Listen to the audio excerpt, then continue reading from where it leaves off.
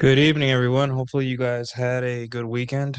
It wasn't as bad as last one. Last one was just frozen. This one's cold too, but at least you can go out and walk and have a normal life. Last weekend was rough, but nice to see you guys. Yesterday we had a good show. Rule Zero. Rolo's back. We had Apex on. Try to get Cappy, but we also had Jack and me. So it was a good show. Very high IQ, very intelligent, and flowed well. So I'm happy about that. Um, yeah, that's one of the reasons I wanted to keep Rule Zero live along with Jack. Is just uh, it it helps. It's good. It helps people kind of understand the red pill, especially we have a panel show. We're pulling together observations, our work, and all that stuff. So yeah, it was definitely an awesome Rule Zero. So uh, before we start, let me get this chat from Dark Knight Dev. Guessing whether I should go to Seattle, Phoenix, or San Diego for a 4-day vacay. In your opinion, which city would be cool for a brother to go to? Uh, I have never been to Seattle or San Diego, but uh, I th- I think uh, I think you would like San Diego. I don't recommend Seattle. People say bad things about Seattle, but Phoenix I've been to, and Phoenix is a pretty cool city. It's a really like it feels like the majority of people there are like pretty hip, early 30s to mid 30s people. The nightlife seems pretty calm. The city is very well structured and all that stuff. It reminds me a lot of Dallas, but like more well organized because it's pretty flat and everything is like a grid. So I really enjoyed my time in Phoenix. It was a couple years ago I went for work. So the weather's pretty nice there too if you can tolerate the dry air and all that stuff. So yeah. Oh, we got alrighty. So cool. Let's all right, so guys, today I got some visual aids to help us kind of like talk about today's topic, which is hey, feminism, which we talked about Rule Zero and Rolo talked about today. But today I want to give a more practical approach. But first, let's tackle what feminism is, because guys, we have to hammer this down because if there's anything that's going to affect your dating life, your professional life, or your online life, your privacy, anything, is misunderstanding feminism, right? In order to operate within the system, you have to know the system. You have to know the rules, right? It's like the Matrix. I know, yes, it's an overused parallel to waking up and finding the truth. But look at it like this: even if you know the truth, even if you know the Matrix is run by the Machine King or the machine or the machines, right? You still have rules to follow within the Matrix, like Neo did and Morpheus, and you still have people that don't like you within the Matrix. People like the Smiths. So you have to learn the system in order to win at the system. You have to learn the rules of the game. And the thing is, what happens with a lot of the people that say that they're above it, like the looks maxers, the black pillars, the traditional conservatives, the moralist religions, all that stuff, um, they're all saying that they don't want to play the game, that the playing the game is stupid, it's silly, why play the game, right? And that all that does is you cannot refuse to play a game that you're already playing, right? You're already here, like you're already in the system. The problem is that they derive some kind of misplaced, I don't know, um, feeling of control by just saying these things. Just saying you're not a feminist does not make you not a feminist, right? Saying that feminism is dumb does not make you not a feminist either as a man. It does not mean that you don't have to play by the rules and abide by the rules. And this is why it's so destructive to tell men to reject feminism. Like, no, because you need to understand what feminism is first, and you need to operate within the, what is what we're seeing right now, which is feminism. That is the system. It is the water we swim in. It is not um, a ideology. It is not a set of beliefs. It is nothing. It is essentially the water we swim in, and we have to learn how to swim, or you sink. And you don't want to sink. You want to learn how to operate within this ocean, right? Hey, most underrated chat, most modded up chat in the RP space. Let's go. Sure. Yeah, I mean, a lot of you guys have been with me from the beginning, so I don't. The more mods, the better, right? Damn, everyone is a mod. Shit. Is there anyone that's not a mod? Damn. Everyone, most modded up chat. Hey, some people live just to play the game. Alicia Keys. There you go. Yeah, even Zach Moore is mod. Is anyone not a mod? God. All right. So, any new people here? Absolutely not. I think everyone new is doing something else. Uh, I'm not a mod. Well, do I? Are you? How long have you been following the channel? Not a mod. Now everyone's like, I'm not a mod. No, I'm not a mod either. Everyone's not a mod. Okay. Well, okay. Well, cool. Like, I got to see you often, and you got to comment and participate. I can't just make everyone a mod, because then modding loses its its status, right? Not that it means anything much, but how do I know you're not Billy as well? That's the other thing. How do I know? What if I made Billy a mod? It'd be terrible times, right? We can't let Billy get in here and all that stuff. All right, but let's move on. So I made a presentation for you guys, and this we'll move through what feminism is and how we operate within it. If you guys would like to super chat, please do.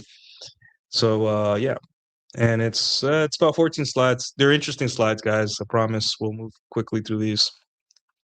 All right, so share screen. All right.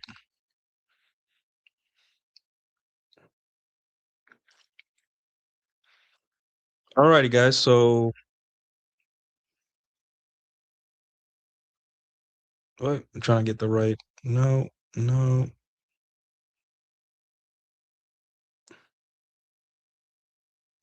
Where's the rest? Oh, okay. Just all righty. So the architecture of reality, essentially, decoding the feminine imperative, the gynocentric social order, right? I prepared this on Notebook LM. If you guys uh, know what that is, it helps me organize my thoughts and all that. So the reality in which we find things normal is rendered by fem-centrist influence. This reports deconstructs the operative framework of society laws, media, and social consciousness that prioritize the feminine experience as the default human experience. And that last part is very important, right? So let me how do I get out of here? Escape. Okay. So essentially, feminism is not an ideology or a thought process or a group of people or anything, right? Feminism is the water we swim in. It is the where we're at, right? The illusion of neutrality. We live in a neutral, egalitarian society. That's what we all grew up in. We all grew up, hey, men and women are the same or close, and we just need to keep giving rights to women or keep giving advantages so we can meet in the middle, because we're evolved human beings. We're not like those animals where there's like, sexual dimorphism. We're better than that. We're evolved. So um, we define this in the red pill as feminine imperative, right? The conditioning is that men are socialized to internalize shame for questioning normalcy. Noticing the feminization of society induces guilt. So whenever you were younger and you would speak up and be like, hey, uh, I'm noticing something that's off. I feel off. I feel like this isn't the right thing. People would be like, how could you say that? Are you a misogynist? You're a bad person, blah, blah, blah. You get the rest, right? The conditioning, men are socialized to internalize shame for questioning normalcy. Notice the feminization of society introduces guilt. Just said that. media narrative. From sitcoms to ridiculing fathers to news cycles, the male perspective is labeled toxic.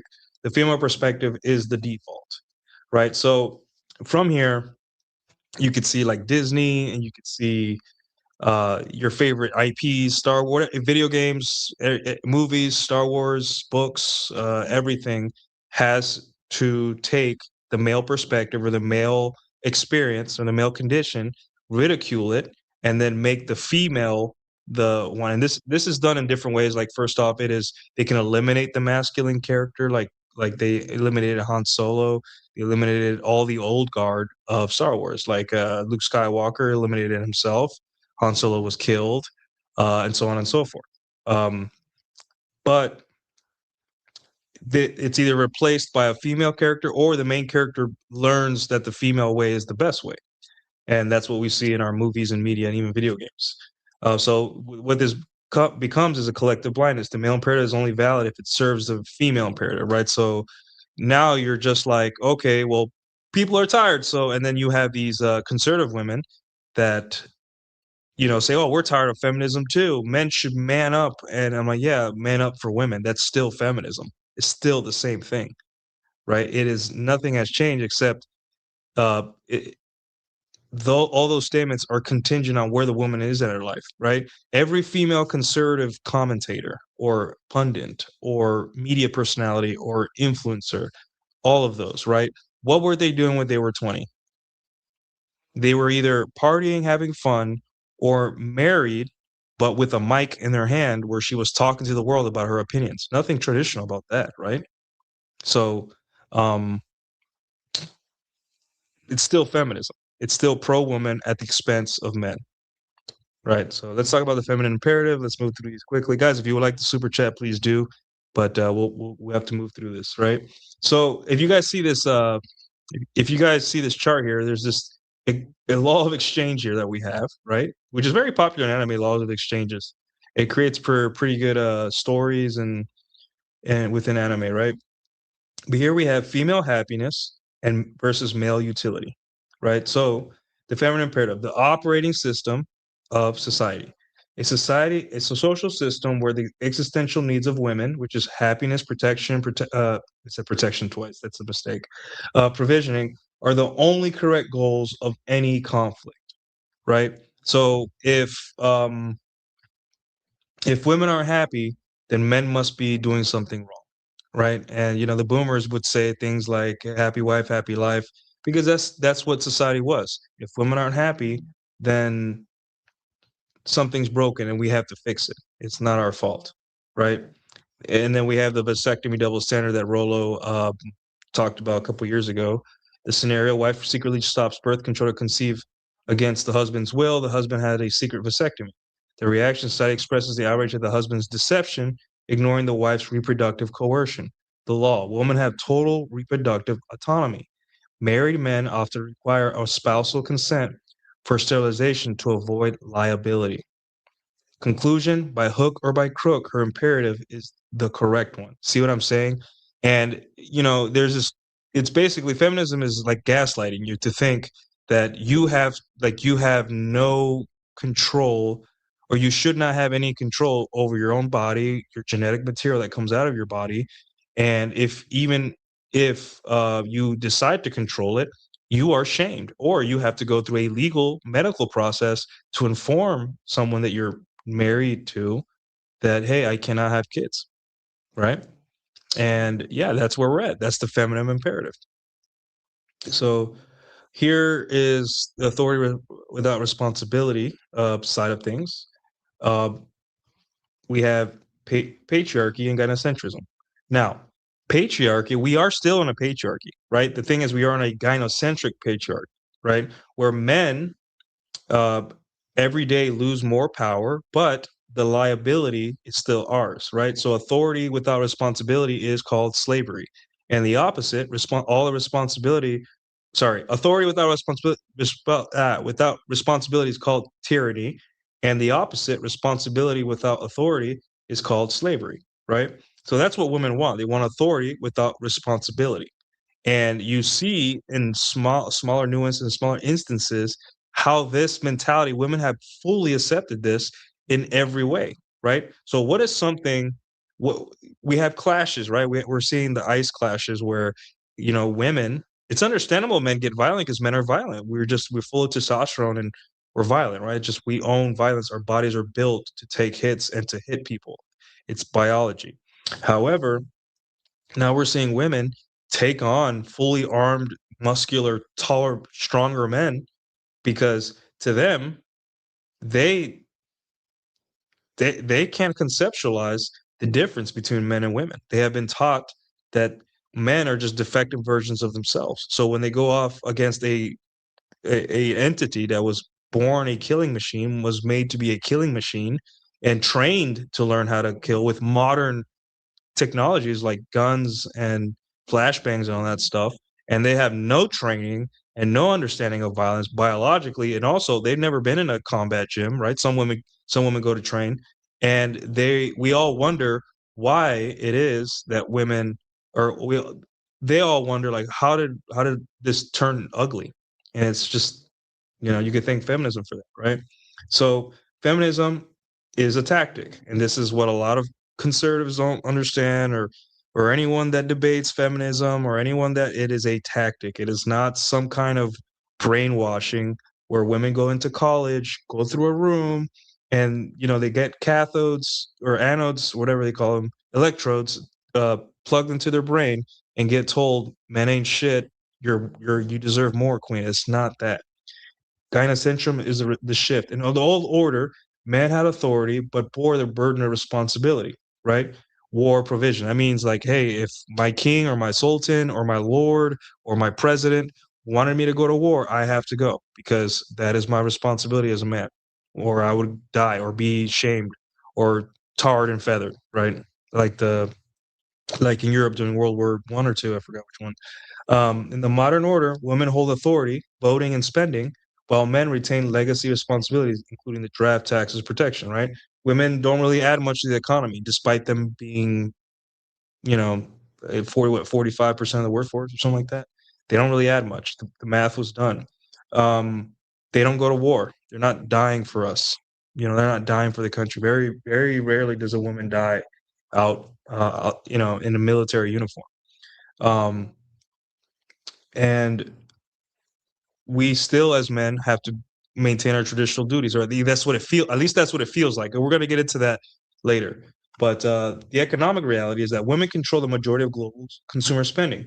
28 trillion spent versus 18 trillion earned. That means that not only are women spending all their money, they're spending our money too. The narrative insists on oppression, while the reality demonstrates economic dominance. And this, guys, explains all the reason all our beloved IPs and movies and products and everything is becoming feminized because women spend more. Men, we hold on to our money. We are not when companies see us, they don't see an opportunity to make money as much as when they see women, right? That remember the Gillette commercial? You know why the Gillette commercial was so lame, so anti-man? It's because women are the ones that buy Gillette for their husbands. And not only that, they'll buy like a 40 pack at Costco. Men will buy two, and then we'll use that shit until it like, rakes our face and turns our face red from overusing it, right? From the blunt blades. Um, so yeah, women have spending power, and you don't have to go more than that. See, guys want the thing with feminism is that it's gonna make you crazy, guys. It's gonna make you insane if you just keep over and over again trying to find different ways and nuances and try to find, oh, at this point in history, feminism did this, and this is why we're here. Like some kind of like as if you're a time traveler and you can go back to a certain moment in history where you could stop it all. It was always going to happen. It was always going to happen. Men and women were always going to the order was always going to become feminist because technology was always going to advance, unless there was some kind of war or some kind of like cataclysm which made us go back 100 years, which good luck with that. um we Feminism was always going to happen. Life's a comfortable society, and we're going to get to more of that later, but you guys get the idea. So moving on. Don't worry, we're almost done with these slides. well, now he's done, but like almost halfway. All right, the mechanics of manipulation. Um, so again, feminism is not a philosophy; it is a tactic. It is the act of using shame and guilt to evoke a male protective instinct. Why it works, this tactic relies on Western men being domesticated to feel guilt for female discomfort, right? And this is, I've been quoted or I've said this, saying like, hey, men will dedicate their whole lives, everything, to make women 1% more comfortable. As a matter of fact, a lot of men, that's all they have. That's their purpose, right? Do you understand how scary it is for me as a guy that helps guys kind of like find their purpose through, intersexual dynamics and just general logic, right? And emotional control. Do you know how crazy it is to hear that on a societal level, the reason men are noping out is because uh, women don't want families? And I'm like, so that's it. So men's only purpose is to be family men. There's no greater purpose in that. There's no like, hey, don't you want to write a book? Don't you want to start a business, create, patent a product, or I don't know, do something besides make mommy happy so she doesn't take away the kids? Is there no one else? Right. And that's why feminism is the way here, because we convince men that, hey, having a family and making women comfortable within that family or outside of that, like stepping up, being a stepdad to a single mom, is the only way, is the best thing to do as a man. And that's why the conservatives are the flip side of are the male version of feminism, or feminism for men, because this is what they tell conservative men, that their life is supposed to be their life is dedicated to making their wife happy. If you don't believe me, Charlie Kirk, may he rest in peace, said that, like, hey, don't turn on the PS5 until your wife is a woman of leisure. I'm like, okay, there it is. It's like black and white. The conservative leaders of our time, the guys with the mics, the guys with the voices, the money, the funding, the ones that are shaking hands with Trump and his administration are telling you, hey, unless your wife is chilling and on TikTok all day, don't you think about enjoying 30 minutes of your favorite video game or doing anything besides working to make her happy, right? And that's why traditional conservatism is feminism, but you know, through the guise of masculinity, right? So, all right, Prometheus and the Pill, 1965. All right, um, so this is, within the guys that make red pill content, this has always been kind of like say disagreement depending on who you ask. But let's go with Rolo's. Let's go with Rolo's explanation, right? Because he's the most foundational.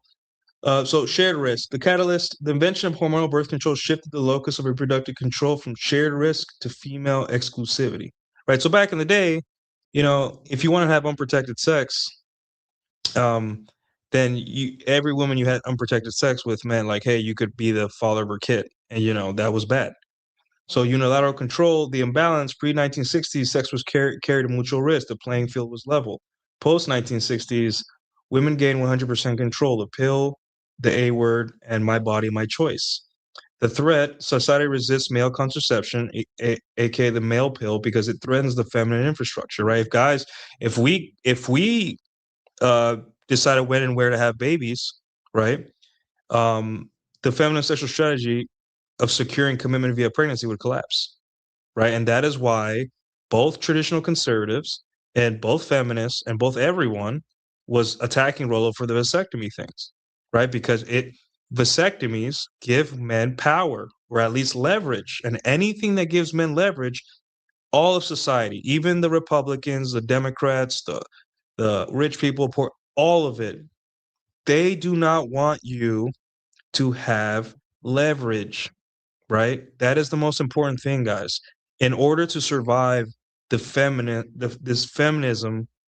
this gynocentric society we're in, we have to have a certain leverage. But here's the problem: you cannot. You have to be quiet about it, right? So we'll talk more about that later. But moving on. All right, the sexual marketplace. We have hypergamy, which is, you guys know, as the dual mating strategy for women. Alpha fucks, arousal, attraction to high value genetic traits like dominance, looks, charm, muscles, whatever, right? Beta bucks, security, which is, hey, stability, wealth, and all that. So the 80-20 rule. In the liberated sexual marketplace, the top 20% of men obtain sexual access to the 80% of women, the bottom 80% for the remainder, or provide resources later in life. Relationships are governed by market dynamics, not romance. And really, guys, that last statement. Relationships are governed by market dynamics, not romance. They tell you, women tell you, it's romance because, again, men love idealistically, women love opportunistically, and those are downstream of their biological realities, which is men are disposable. We're meant to die. Sperm is cheap. Eggs are expensive. Everything is downstream from that. So women cannot afford loving you idealistically, at least not for long. She has to get something out of it. And men, we love idealistically because we could die at any moment. So we have to, women are weaker. We have to put them on a pedestal, right? That shit worked when every day was a fight for survival. But it does not work anymore because every day is a fight to pretend like we're in survival so we don't get fat and stupid and lazy and get sick, right? So we're fighting to pretend to be in a survival mode so we don't get sick from living outside of what we're designed to do. So relationships are governed by market dynamics, not romance. Very important to understand that. When you see that women think like market dynamics, right? Where they understand what's rare, what's hard to get, right? Just like when they go to Target and they see a special that says, "Hey, like while supplies last, this is on sale or special," or like, "Hey, like what do you call it? The Stanley Cups or anything like that," and they understand like, "Hey, I gotta get this because this is popular, or I gotta get this because this is rare, or I gotta get this because everyone wants it," right? Then you understand why they are attracted to men, and it makes so much sense, and it does not turn off in marriage. So, yeah. So, all right. All right, the myth of the first wave. So, again, everyone wants to overcomplicate feminism. And guys, you know me, and I know you guys. It's all about Occam's razor for me. I want to make it as simple as possible. We don't have fucking time to think about everything, and um who cares about first wave, second wave, third wave, or this wave of feminism wasn't so bad as this wave, or this is in this moment. I'm like, okay, great. It doesn't matter the exact date when women got the right to vote. I don't care how it happened or even when it happened. I care that now I'm in the system and now I got to deal with it, and it was going to happen anyway. There is no going back in a time machine and preventing something from happening and changing because technology moves forward. It just gets better, and technology is always made to make our lives easier and increase our output. And at this point, that includes women not having to have babies when they have to, but when they want to. So yeah, exactly. Jack says all waves are about oppression. All right. All right, let's move quickly through this. The myth of the first wave. There are no waves. There you go. The narrative that first wave was good voting and third wave is crazy is false. It has always been the same movement seeking power without liability, right? Women did not has have never had a draft. Never, right? And the reason I think they got a chance to get the vote earlier on, but men said, "Hey, you get the chance to vote earlier on, but you gotta do all these civil duties." And when we're like, you know what, it's not worth it. But when it was on the table and women didn't have to do anything except exist, women were like, "Oh, okay, we'll take it, whatever." So it's always been the same. Then we have two examples here. Seneca Falls, 1848, demanded authority, voting without responsibility, draft, bucket brigade tactics. Early suffragettes utilized bombing campaigns and often aligned with white supremacy. There you go. The Tradcon connection. Traditional women today still operate within this framework, enjoying the privileges of the feminist order, property, divorce options, while disavowing the label to attract provisioners. You see? And this is why I say that women that tell you they're not feminists are twice the feminists of a normal feminist, right? Because not only are they using your protector instinct against you, like a normal feminist. They went Super Saiyan 2, and also they're using the fact that how do I word this? They're using the fact that you hate the system that you're in against you as well. So it's even more it's even worse. It's even worse. I'd rather a woman tell me, "Yeah, I'm a feminist bitch."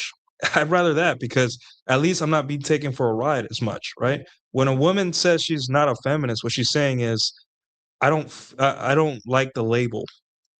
I'm trying to get you to super chat me, to marry me, to give me subscribers, to listen to my platform, to whatever I want from you because I'm telling you what you want to hear. But we're all feminists. I'm a feminist. You guys are feminist women. We all support a system, this system that, is designed and only serves one purpose: make women happy.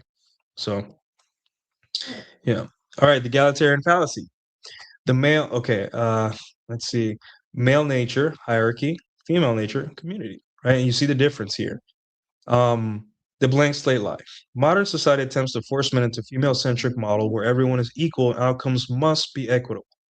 Male mode, hierarchical, merit-based, competitive, capitalist, winners and losers.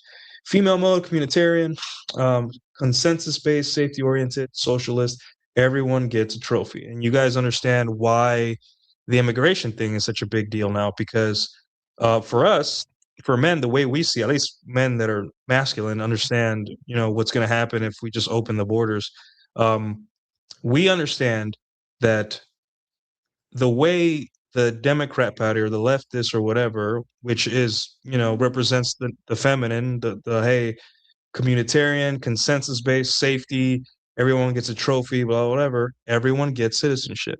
Everyone deserves this, right? There was a woman screaming in Spain just the other day that they should import more people, right? Because everyone should get a trophy. Whereas men are like, hey, winners and losers. If these guys get in our country, we lose, right? And if they want to get into that country, they better have a doctorate. They better be a scientist or something. They better be, someone super smart and able to make our country better and my life better. Because if not, they can stay out. But that's not, the female way of thinking is the correct one. So that's why immigration is such a issue. That's why whenever we see the a masculine man in an ICE uniform taking away a person, even if it's a child, women feel some type of way about that. They are conflicted. They are completely conflicted. Right. Not my girlfriend. My girlfriend thinks it's hilarious, but yeah. The friction, the pathologizing of male competitiveness as toxic is a direct result of imposing the female communitarian imperative onto the male hierarchy instinct. There you go. All right. Weaponized consent, regulating the beta, unleashing the alpha. Right. You see, guys, this is a minefield. I don't know if you guys see it, minefield, right? And then there's the alpha lane, and these are beta lanes, right? Like as you can see here, and this is what we're gonna base the second half of today's show is like how to navigate this minefield, right? And it does feel like a minefield. I understand you guys, but yeah. In other words, top. Yes, correct. The members of Rule Zero, yeah, the members are reuniting to face a new threat, and the threat is stupidity, just low IQ fucking shit. So yeah. All right. Yeah, I might play some Octopath. No, I'm gonna play Tactics tonight. So yeah. Yeah, basically. Maybe it did it on purpose. Did someone say immigration? But not when they're killing Americans. BJJ glutes. Hello. Hello. All right. I feel. Are you guys new faces? Have you guys been here before? You guys seem new, but anyways, if not, welcome to the channel. We're going through a very clinical part of the show. Later on, we're gonna talk about strategy, but just want to get this out the way. So we're about 4 slides, and then we'll be done with this part of the show. But anyways, guys. All right. Weaponized consent, regulating the beta, unleashing the alpha. You see, there's a minefield here. And you see that this guy looks a little bit clueless. He's about to step on a mine. What is that mine? HR. HR is one of the freaking mines we got to deal with when we're navigating the minefield uh, of gynocentrism, right? HR representing, hey, someone that is has a lot of power in your life because they can take away your ability to provide for yourself, or your ability to enjoy your job, or your standing or your reputation within a company, right? So HR is very powerful, right? And it's run by women. right? So that guy right there that's stepping on the HR line. He probably said something. He said a comment at a work party or during lunch in the break room that someone didn't like. So he just stepped on that mine, right? We want to prevent that. And that's what the second part of the show is, to prevent all that stuff, right? Legal liabilities, HR policies, Me Too risk, false accusations, blah, blah, blah, right? The dynamic rules are for the obedient. For alphas, high value men are rewarded with enthusiastic consent. Rules are broken or waived. For betas, average men must navigate a legal minefield of affirmative consent, HR policies, and Me Too risks, right? And that goes into what we're going to talk about later. The law, legalization, minimizes female risk and maxes male liability. Laws against lying about a job to get sex. Okay. Cold approaching is now high risk activity for the average man feeling a rise of MGTOW. So now if you guys go out and you're not like dialed in and socially dialed in, it could seem that if you went and approached women, they would think you're a creep, right? I don't agree. I think that if you have a general level of hygiene, social skills, and awareness, social awareness of like where you're at and who's available to talk, then women are not gonna like run, go out to get you. But it's just a perception. It feels that way. So, all right. Hey, no, guys, you guys come in when you can. Don't worry about running. This ain't the military, all right? Yeah, me too. Sometimes, me too. So here we have one of where the TradCon, traditional conservatism, religion, Christianity, all that stuff, the chameleon effect, right? The alpha fucks phase, age 1828, feminism is fun. Epiphany phase, age 29, we're all the good men, right? We see um, endless content, videos, tweets about this all day on social media, whether it's real or not, contrived, scripted, or actual tears or whatever. Um, this is the dynamic we see, and we're seeing it every day. And a lot of people, most rage bait content creators, make their money off this little dynamic here, right? And it sucks because that is like 3% of what you need to know in terms of winning is, hey, women ain't shit because they do this great. That's like Whole Math's whole channel. That's like a lot of people's other whole channels, that women aren't shit. Let me appeal to their sense of morality. I'm like, that does not work, right? You're appealing to powerful people based on morality. People that don't want to give up their power, and you're asking them nicely, please give up your power. Please get married to us average men, please. That doesn't work, and it'll never work, and it's a waste of your time. So, hey, I'm glad you guys are enjoying the slides.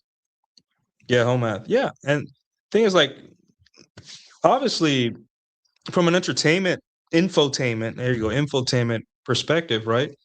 It's entertaining. Like a whole video, I guess he puts in work and he found his niche and he does well. Like, like I'm never gonna, you know, uh, shit on a man or denigrate somebody based on their work ethic and them, creating something, right? It's hard enough to get something off the ground on social media as a man. Um, so, but at the same time, I'll attack the message. The message is women suck, and then the appeal to their morality, right? And what a waste of time. Women don't care about the opinion of men they're not having sex with, and barely care about the opinion of the men they are having sex with, right? If you don't believe me, look at all the married women on Twitter acting out, acting crazy, posting their cheeks, posting their opinion, posting man-hating opinions as a married woman, posting their children, posting them doing stuff that could damage the reputation of the man they're with. They don't care. They never stop to think, hey, what would my man say if I posted this? Never. Right? Obviously, sometimes they do it out of naivety or they don't understand. You have to talk with them, but this is where we're stuck. We can't do this forever, guys. Right? I understand there's an entertainment and informational value to people that talk about the what, right? There is, and it's okay if that's what you want, great. But understand that that's not enough for you to be happy. You need to understand the how, right? Of how, excuse me. You need to understand the what now, what's next, the plan. What do we do, right? Because you know how anxiety inducing for someone to just yell at you every day that life sucks and this sucks and this sucks and the economy's going to shit in the country.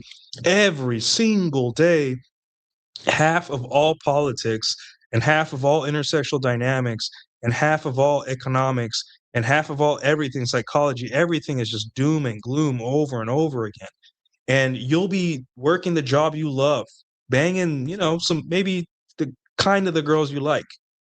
Maybe you'll be hanging out with your family and you'll be going to the park or with a girlfriend, with the dog that you wanted, or just living a life close to what you dreamed of 10 years ago.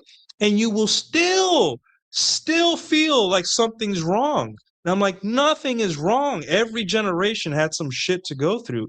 Maybe the boomers didn't, right? Maybe they didn't have much to go through. But every generation before and every generation after will have some bullshit, some annoying thing that doesn't make life perfect. And right now, you have the internet, and the internet can destroy your perception of yourself and the world, or you can just, hey, use it to temper it instead of saying, hey, I am I feel like something's off. What could it be? Let me go out with my friends. Hey, it wasn't that some girl who shoves plastic penis-shaped objects inside of her on a show won a debate versus a guy I kind of agree with. It was that I haven't seen my friends for a while, right? Or hey, I haven't asked a girl out on a date for a while, or I haven't sucked on some titties. Literally, guys, we're that simple. Have I'm sure you guys have felt this where you've been sad or mopey, or you try to make it more complicated. Oh, it's the end of the world because you know the president said this, right? I get it. Sometimes it's annoying what leaders say, but then you go out and you suck on some titties, right? And you realize, oh, I just there was something I needed to like clear my head, and that was a social life strong enough to produce me a nice rack to feast on, right? And here's the thing: when it comes to chasing goals, I know that it sounds like I'm a degenerate and I'm boiling it down to a sexual act, right? But think about it like this, guys. The amount of things that come with the ability to just go out and be able to do that to a woman, there's a lot of things that have to come into place. And it kind of like, though the goal is simple, the process starts becoming simple as well. Like, okay, then you think, what do girls like? What type of girls do I like? Where do I have to live? Where do I have to move to? What part of the city? Hey, who knows how to get girls like this? Hey, what do I like to do that maybe will attract? And it becomes that simple. And then you start realizing, like, yeah, there are things that I worry about outside of myself, right? Sure. But, but the reason you're unhappy isn't because someone 1,000 miles away is living the life, a different lifestyle on their terms. It's because you're not living yours on your terms. So I want you guys to understand that. And that is, I'm jumping the gun a little bit, but yeah, that is correct. All melons matter. Tigo Beatty save lives for real. See, just look how excited you guys are. You see, we're all worried about the end of the world and feminism. And the moment I mentioned titties, and I picture and you guys probably got transported to a place where you're on a date or you're at your apartment, you have a girl on your lap and she's taking off her shirt, and look how simple and happy men are, just reminiscing on that. And see, this is what I mean. This is what I mean. But anyways, um all right. Do not listen to what they say, politics. Okay, so women claiming feminism ruined everything are often executing a mating strategy to secure a provider after their sexual market value peaks. And guys, like, this isn't to say that they're like, um, this isn't to say that women are out to get you and trick you, right? It's just that women are just trying to find guys. Like, often, this is what I say: when women start talking about a lot of red pill shit, it's because she wants a red pill husband, right? And can you blame them? Yes, there's a lot of goobers and guys full of piss and vinegar that tweet and post and make videos and that are ugly and fat. You know, Ryan Stone's rule where if you're gonna talk shit about women, you better be handsome or well dressed or cleaned up and not fat, not a fat loser, right? You have to have some sort of normalcy and attractiveness to you. Got it. Um, but can we blame women for wanting for when they say like feminism ruined everything and are playing that thing, right? I can't blame them because they're trying to find husbands. right? So if you see a girl on the timeline talking about like, oh, red pill this, red pill that, and she's single, hey, she's like, hey, I have noticed that the red pill content creator guys worth their salt are muscular, still have normal lives, are good with women. The last two boyfriends I had were boring as hell. Um, they're competent, right? They're not like at home. Like I have my nerdy hobbies. I was cosplaying on Friday, right? But also I have attractive hobbies, right? Like I play piano and I like to play with my dog and so on and so forth. So they notice all these things about red pill men. So they start emulating us, right? And then boom, they get a husband. They sneak into one of our DMs. I know this because multiple times throughout my Twitter career, I've had women sneak into my DMs that were popular, and I exposed one of them, and she's off of Twitter forever now. And I feel kind of bad. But the thing is, guys, that women, this is a mating strategy, and sometimes it works because look at me now. I have a girlfriend, so it works. So yeah, exactly. That's side down siege hits the nail on the head, right? They see these guys, hey, these guys get it. Like the things that I've been trying to explain to my past boyfriends and men that date me, these men understand when to leave me alone. They understand what neediness is that I hate. They understand, they look experienced, sexually experienced, but they're not angry. They don't seem like they want to subjugate me. They seem to have normal relationships with with women platonically and also romantically and sexually. And all in all, like they're just normal dudes, right? They're not angry. They're just, as a matter of fact, I think I could make his life better. I think I could be the one that make him forget all this red pill stuff. Like they have that in their head, right? Women are competitive. So yeah.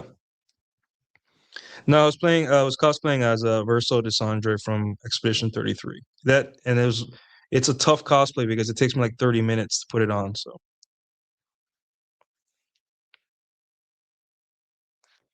yeah, if you search her profile, she's gone, and all that stuff. So, and guys, I don't feel good for doing that. I really don't, but I don't think she would take my apology. So, um, but anyways, guys, let's move on. All right, the warning: do not listen to what they say. Watch what they do. As you guys can say that and expout that off all they want, right? But at the end of the day, they cannot. A lot of times, it just flies over their head. They don't notice it right in front of them. Men truly want to believe what women say. We truly do. We're projecting our own masculine virtues and form of communication to women. That's not how that works. The reality, even tradwives operate within the feminine imperative, expecting provision and protection as a right enforced by the state if the husband fails. And, enough said there. The state as a husband, Uncle Sam. Okay, so the disposable sex. The state has replaced the husband as the primary protector and provider for women. Protection, police, violence against women act, whatever, whether it be legislation, which, I agree it's good. It's good to have laws where people can't hurt people unjustly. Yeah, I like living in a civilized society. And police, firefighting, whatever, military, provision, welfare, affirmative action, alimony, right? So basically, your women have access to your sacrifice via money and they don't have to give anything back, right? They just have to secure a ring and that's it, right? Men have zero productive authority but 100% financial liability. If a woman chooses single motherhood, the state funded by male taxes forces men to support the decision collectively. And this is why we're all feminists, because we all pay taxes that enforces 100% financial liability on men and 0% reproductive authority. There you go. That's why we're all feminists. And if you don't pay taxes, they're going to come get you. No, this is an amalgamation of Rollo's works, essays from my essay on it, from Substack, live streams and all that stuff, right? I put it all into slides and all that stuff. So, yeah. All right. Protocol, unplug. Here we go. Strategy, observe, don't argue. And we're going to talk about this in the second half. We're going to take a break real quick, and then we're going to get into the practical strategy part of this, right? Strategy, don't argue. Observe, don't argue. You cannot use logic to dismantle an emotional imperative. The system cannot be fixed from within. Directives, internalize the reality, Accept the world is not fair or equal. Immunity. Develop immunity to the shame and guilt tactic. Frame. Maintain your own reality. Do not apologize for masculinity. Action. Focus on self-improvement, looks, money, status, and intersexual dynamics. Game. Let the system burn. Let it burn. Right now, there's a level of burning. Right now, women are getting hit by cops, right? They're in cops' faces. That is the system burning, right? There is so much conflict. And the women are conflicted and the men are conflicted. And then there's men are like, screw them. This is why, because gynocentrism, it's a shoddy system. It can only work if men care, if men are fooled to think that if they give to the system, they'll get something out of it, like authority or love or sex, or more important than all of that, female validation, right? So, yeah. Thank you, Sidedown Siege. Appreciate that. All right. So, classified lexicon. And then these are just, um, definitions that Notebook LM threw in there. So, all right. How'd you guys, hold on. How'd you guys like that presentation? Was it good? I'm testing out a new format for you guys. It helps me move quicker and, not help my brain kind of like keep a certain pacing throughout the show, right? So, there you have it, guys. That is the explanation about feminism. All you'll ever need. Of course, other content creators more experienced have done their take, but there it is, right? That is as clinical as it will get. If you don't get it by now, then you're never gonna get it, right? So, um, yeah. So that is the presentation. I want you guys to take that, and as a matter of fact, I might even put it on my Substack or somewhere where you guys can. Maybe I'll post it on Twitter. That way you guys can bookmark it and then you guys can have it, right? Do you guys want me to put it on Twitter? Anyways, another thing I want to mention before we take a break is that I still have my fashion course. If you guys want to buy it on Gumroad, it'll help you dress better. It's 30,000 words, 30,000 words, 44 kind of like not quick, but like quick 44 laws or rules of fashion to help you dress better. If anyone super chats $20 tonight, I will make it free for the first 10 people that download it. How about that? If anyone super chats me $20, it will be free for 10 people. I'll do it right now on Gumroad. So whoever wants to be benevolent and do that, go ahead. Anyways, all right, let's take a halftime break and then we'll go into the practical side. How do we beat this? How do we date within a system that feminism is law, is the world, is the water we swim in, right? We'll get there. So take a quick break.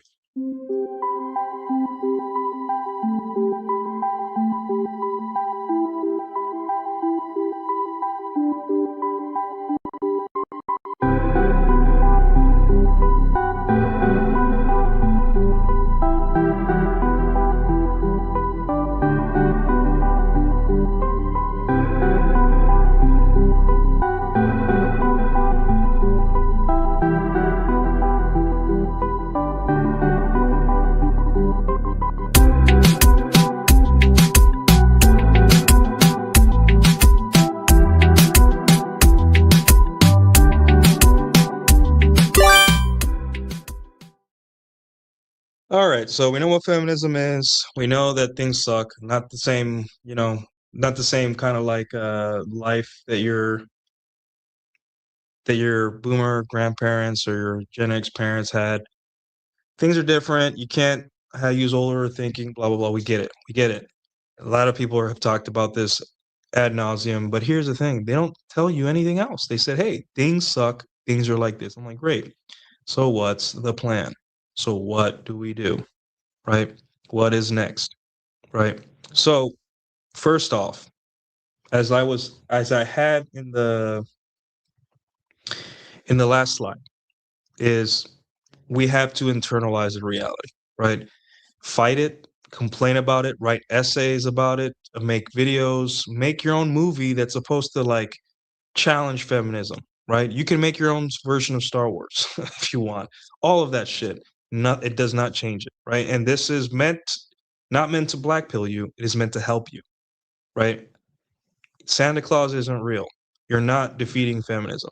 Your favorite streamer, no matter how much he shits on women and tells them they're wrong or proves them wrong, is not going to defeat feminism. Things are not changing for you.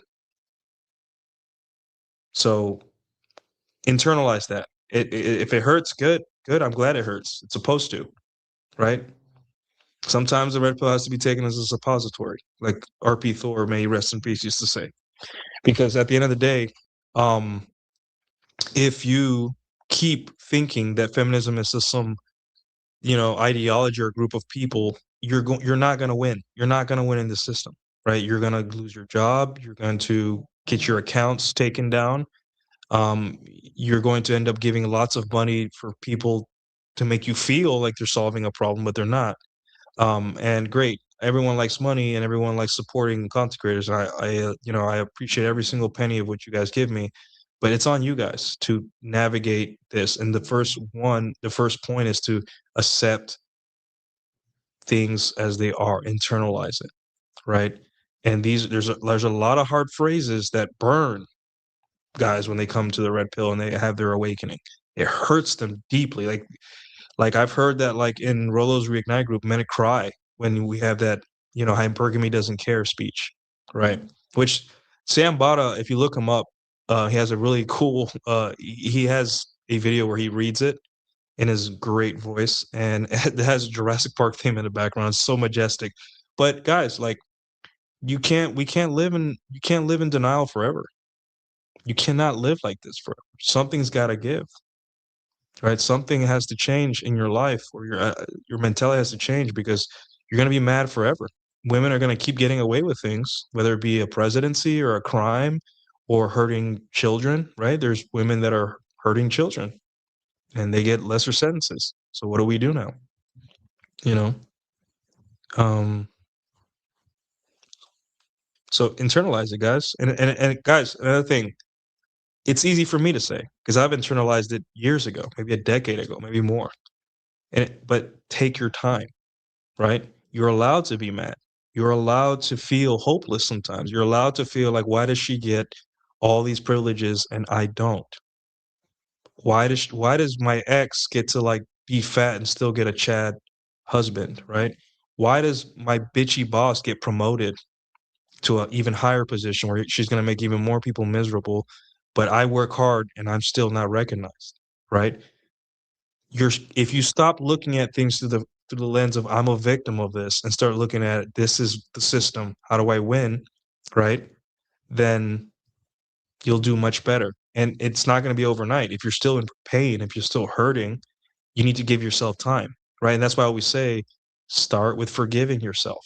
You didn't know. You didn't know that you were being lied to. You didn't know that the system was like this. You did not know. So relax. And then feel that anger. Let it fuel you in a positive way. Go to the gym, right? Figure out how to get more leverage as a man on society. And you'll realize there's only so many things you can do. And all of those things, if not most of them, are within your reach, right? And number two, which is I see here is number two, immunity, which is like, hey, don't let shame and guilt. This one is difficult because this one, though it's just a snap of fingers where it's like you have to like um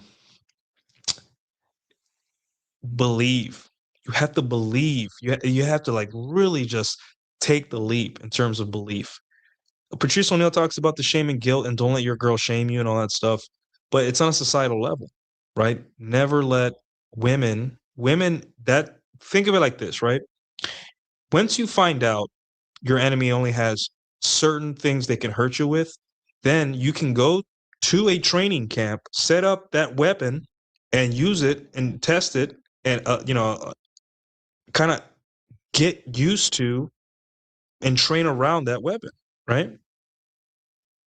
So if I know that if I'm in a war and my opponent uses a certain weapon, I know that that's the only weapons they have, then I can train my soldiers by replicating that weapon, and we can train based off of that. We already know that's the only thing they have, and that's why the red pill is so powerful, right? Because we are telling you This is all they have: shame and guilt. So work around. So get used to being shamed and guilt. And what does that require? You have to accept that you are going to be the bad guy no matter what. And that is power. You are the villain. And that's why I say, hey, you are already seen as low status, as hate. You're already hated and looked down upon and discouraged. And what you are, society doesn't even like. Not even men like what you are. You are a guy with sexual needs. Ugh, gross. A guy that likes to have sex with women, let alone multiple? Are you kidding me? You're only famous people are supposed to do that. Famous people I like athletes and superstars. Everyone looks down on, ugh, you like sex with multiple. You're not high status. You don't deserve love and your sexual needs met. You deserve to do something, I don't know, serve me.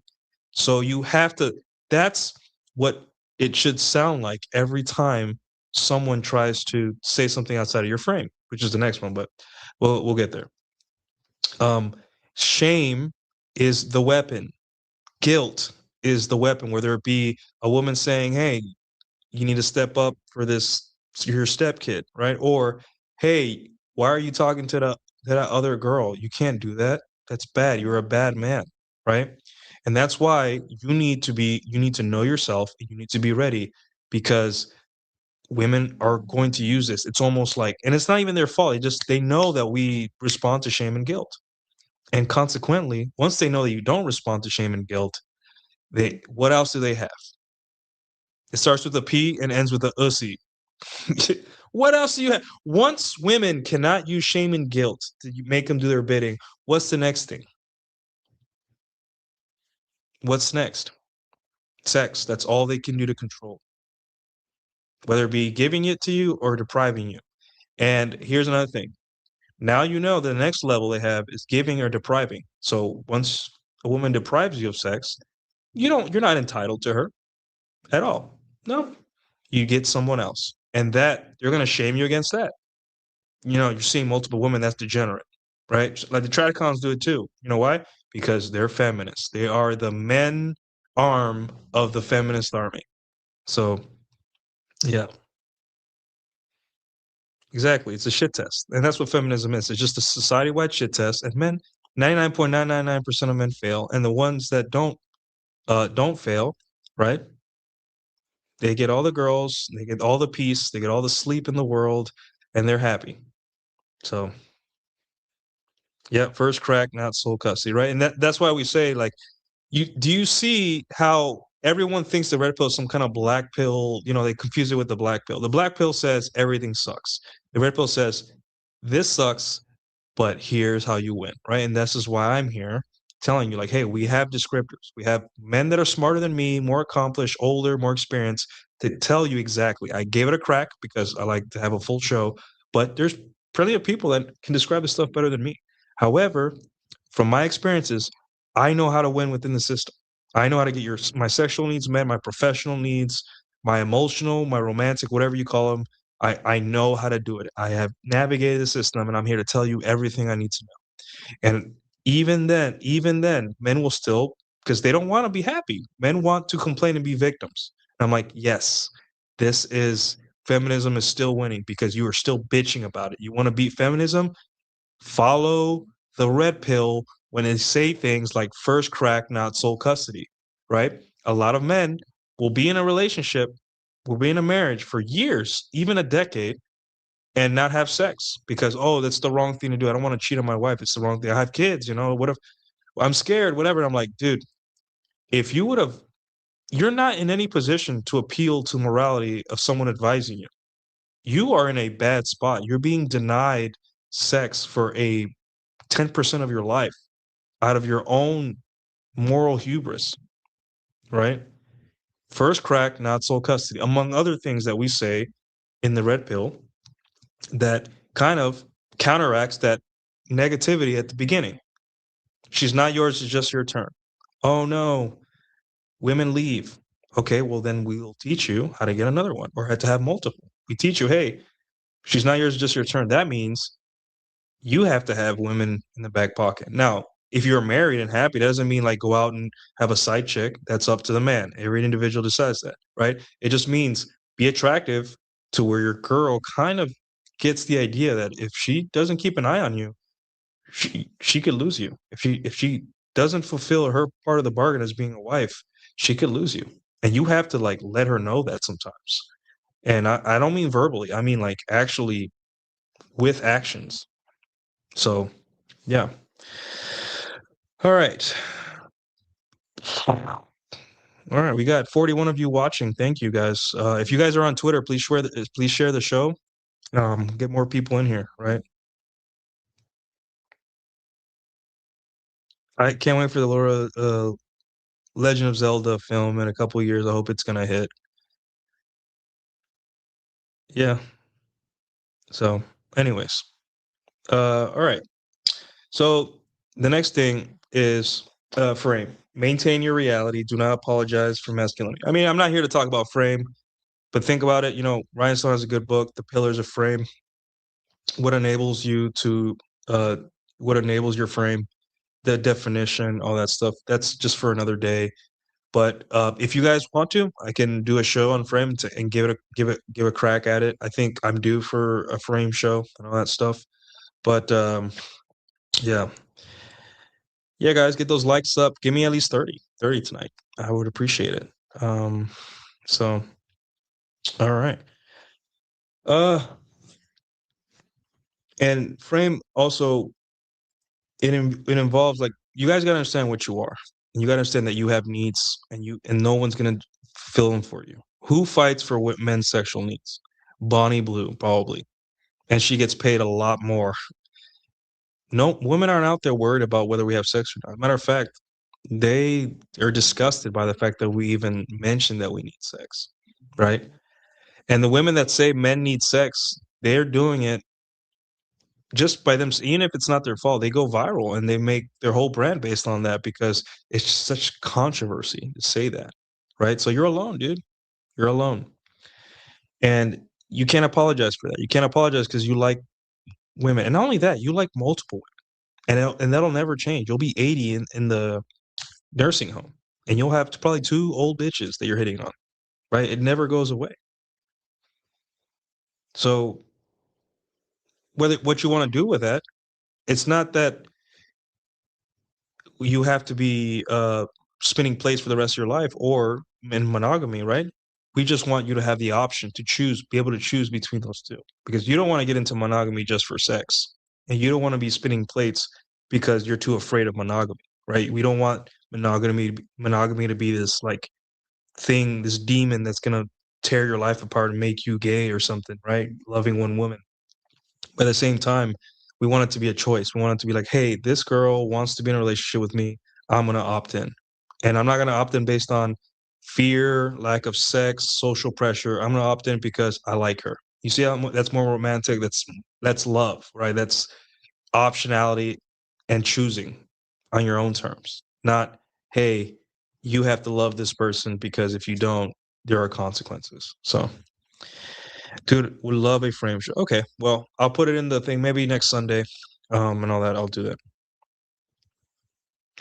Women try to reduce the male sex drive as much as possible, as if it's just a bothersome inconvenience when it isn't being used. Exactly, you know, they try to weaponize the sex, and that's why they don't like the adult films. That's why they don't like players. That's why they don't like men using women's sexuality and not giving anything in return.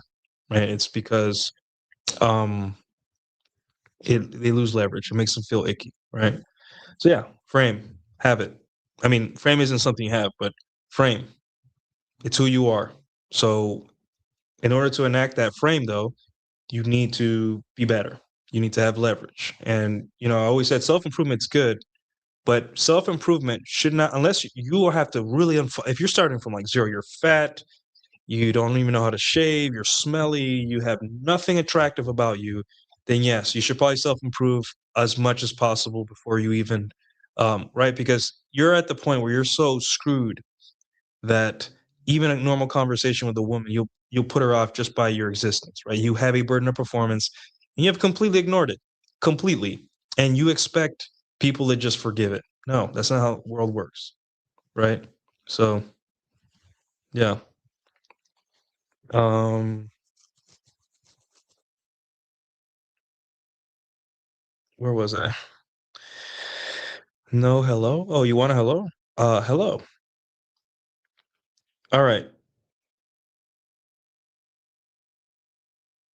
guys. If you have questions that are outside the show, please super chat or wait till the end. Because I don't want to lose my I don't want to lose my thought. Thank you, Captain Spartan from Twitter. Alrighty. So self improvement, focus on that. And when I say focus, I mean if you are completely like, just no muscle or you're fat and smelly, no sense of style, no aura, as the young kids say, nothing attractive about you, then yeah, dude, you have a lot of work to do because you've ignored your burden of performance for a long time. So reversing it is going to be equally as it's going to take a while. But self-improvement for the sake of self-improvement isn't always healthy, right? You have to have a goal. Your body is meant to be used for stuff, right? I like to have sex and I like rough sex as well as a man. So I have to be muscular. Also, I want to live a long life or at least a life full of energy and be able to chase my dogs around, pick up my girlfriend, be there for when my friends need me, be there for my job physically. Hell, I fell off a ladder last year about 7 months ago, and it was painful. It hurt, and I, like, passed out for 2 seconds, my face was full of blood, my hand was broken, and all that stuff, and I was able to work with a broken hand for, like, 3 weeks without knowing it was broken. I was just in pain. I'm like, "Why does my hand hurt so much?" And when I took the hit, when I fell off that 6-foot ladder, the doctor said, "Hey, you have a lot of padding. The fact that you have muscle, and your center of gravity is, like, your chest, right? It helped you more than you know for that fall. So when you fell, it wasn't like when fat people fall, their center of gravity is like their abdomen. So it's just they can't tense up or do anything while they fall, right? They just fall and splat. But if your center of gravity is your chest and your shoulders and your arms, right? You take the hit better and you have more padding because you have muscle, right? And muscle's dense. So yeah, it could have been much worse. But that's what I'm saying. Your self-improvement, make sure that you have a goal attached to it, right? You want to look good because you want to attract women and you want people to respect you and you want to stand out in a good way, not in the crazy look at me way, but in the wow, that guy's really put together over there, right? And then you learn game, so you can learn how to navigate and create desire and instant status with women, right? Because you cannot everywhere you go in life create rely on status. When I go to salsa night when I was single, I was the second best or the third best dancer there, right? And I knew everyone, and I would stand behind the DJ, right? I had status there. I knew the bartenders, everyone. Like, who is that guy that knows everyone and is such a good dancer, right? And is talking to the girls, his female friends. I want to get to know that. I want to dance with that guy, right? So, um, I'm not going to be able to do that everywhere I go. Right. If I was single, I can't go to the park and be like, hey guys, I'm the best salsa dancer at this place. I can't. So I have to rely on game. Right. I had to instantly create attraction out of nowhere. Right. Push and pull, tease, being a little bit forward, whatever. Right. Um, so yeah, self-improvement. It gives you leverage. That's the point I'm saying. If you self-improve, you get forgiven more by women. So you think a handsome guy that works out and has a little bit of like, you wear a shirt and a little bit of chest striation here and is charming, right? Smells good and is competent at work.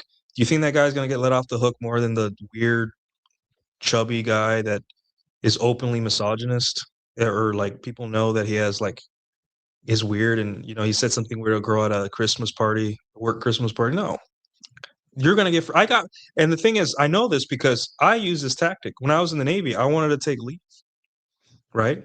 And there was a female officer who I don't know, I don't think she had a crush on me, but there was one day I was on the phone, right? And word on the street is that under the uniform, she looked really good. And I never saw her like that way. I always saw her respectfully and all that stuff.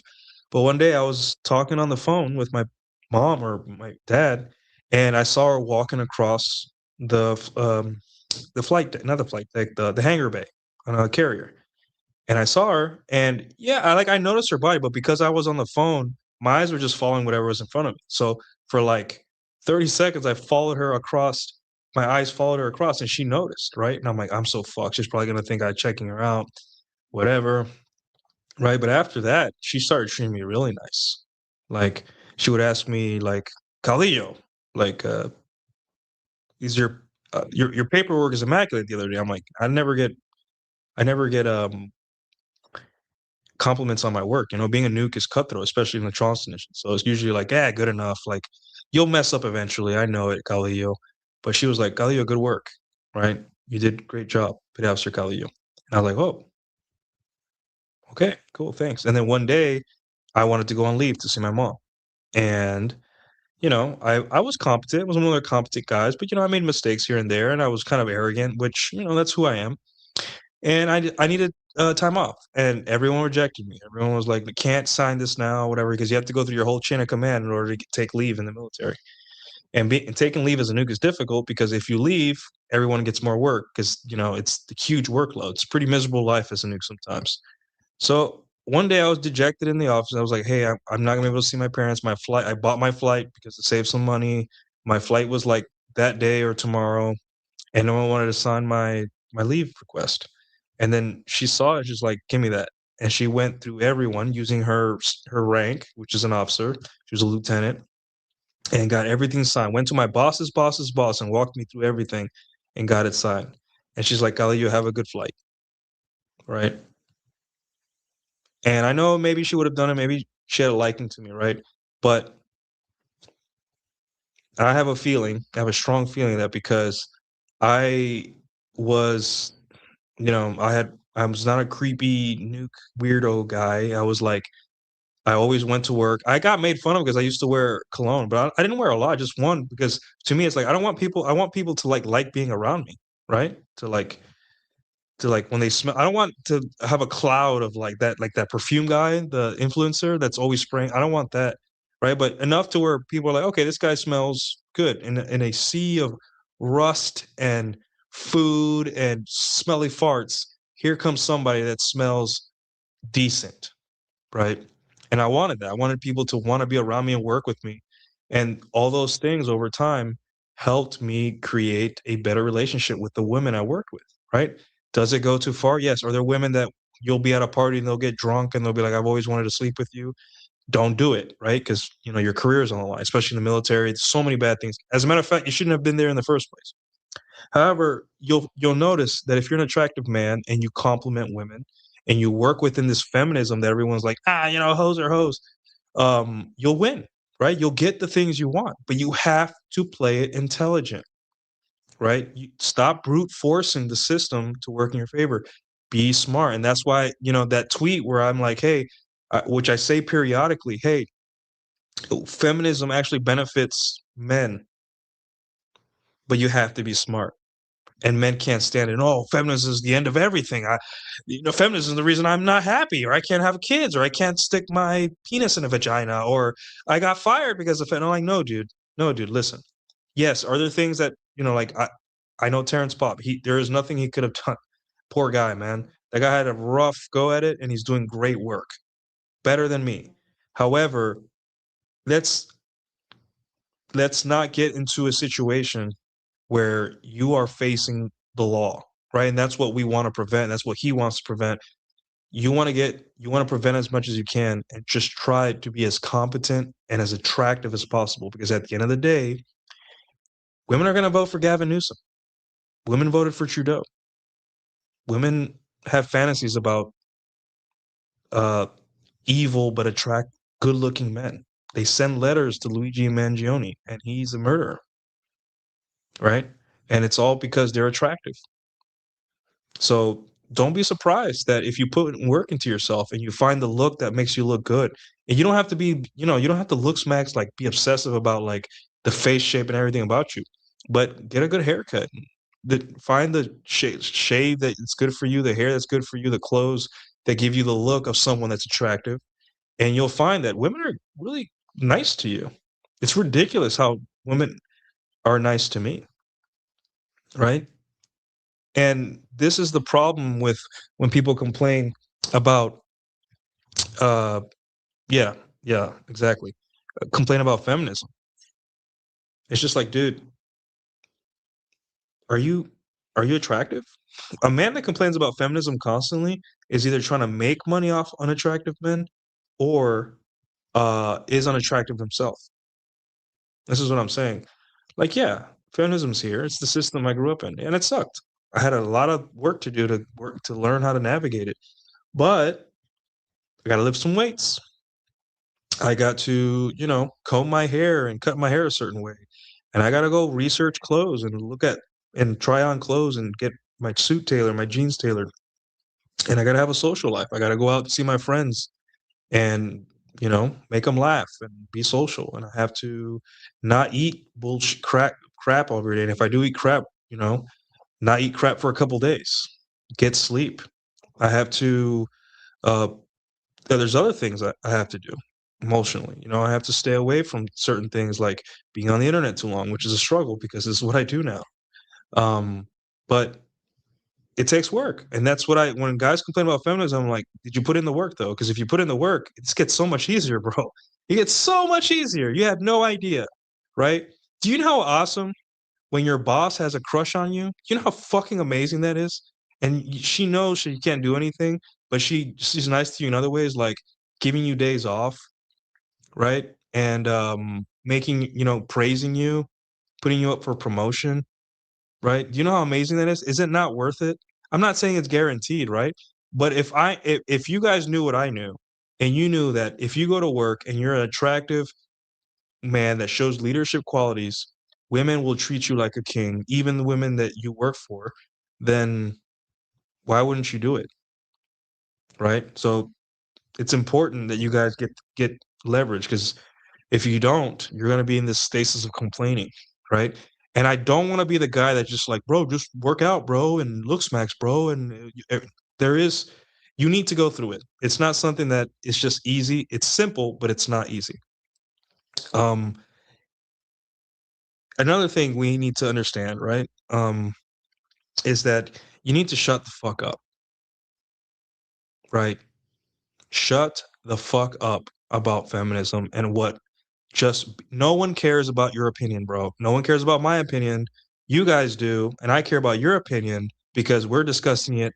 But look at the name. I have to use some weird, funky name like Nuclear Caudillo so people don't find me, right? And I have to respect the TOS. And I have to like wake up and be like, Elon might take my account away any day now because I said something mean. Or hey, I might get jumped in public, or someone might find me and make a connection between who I am, right? I have to have that anxiety, right? And trust me, there are people that want to know who I am. I know that I know that they don't like me, right? I have seen them. You guys have seen it, right? I played it really close with the Sydney Sweeney thing. I went worldwide viral over a tweet, and I was like, well, any day now I'm gonna get the call from my job. They're gonna find all my tweets, my account, and I'm out the door. Luckily, I didn't, right? I played it really close to the sun right there. But shutting the fuck up is really important. What does that mean? That means on your public social media profiles, don't talk about anything anti-woman. Shut the fuck up. No one cares, right? At best, you'll, maybe that girl that had a crush on you in your Facebook for 4 years that wants to have sex with you is going to change your mind. Great, dude. You said your opinion. Enjoy less pussy and people thinking you're weird. I know it's not fair. We want our way of thinking to be the operative, but again, rules are rules. You either play the game or get left behind. Choose one because you cannot have both. Um, Shut the fuck up at work. Stop thinking that if Trump said something or did something funny, and trust me, I love my ice memes and I love the Trump stuff, right? But shut up. Don't. You have to be neutral in public and act like the system you're in is normal and everything's okay, right? This is how you win. When you're with your friends or in the group chat, it's fine, right?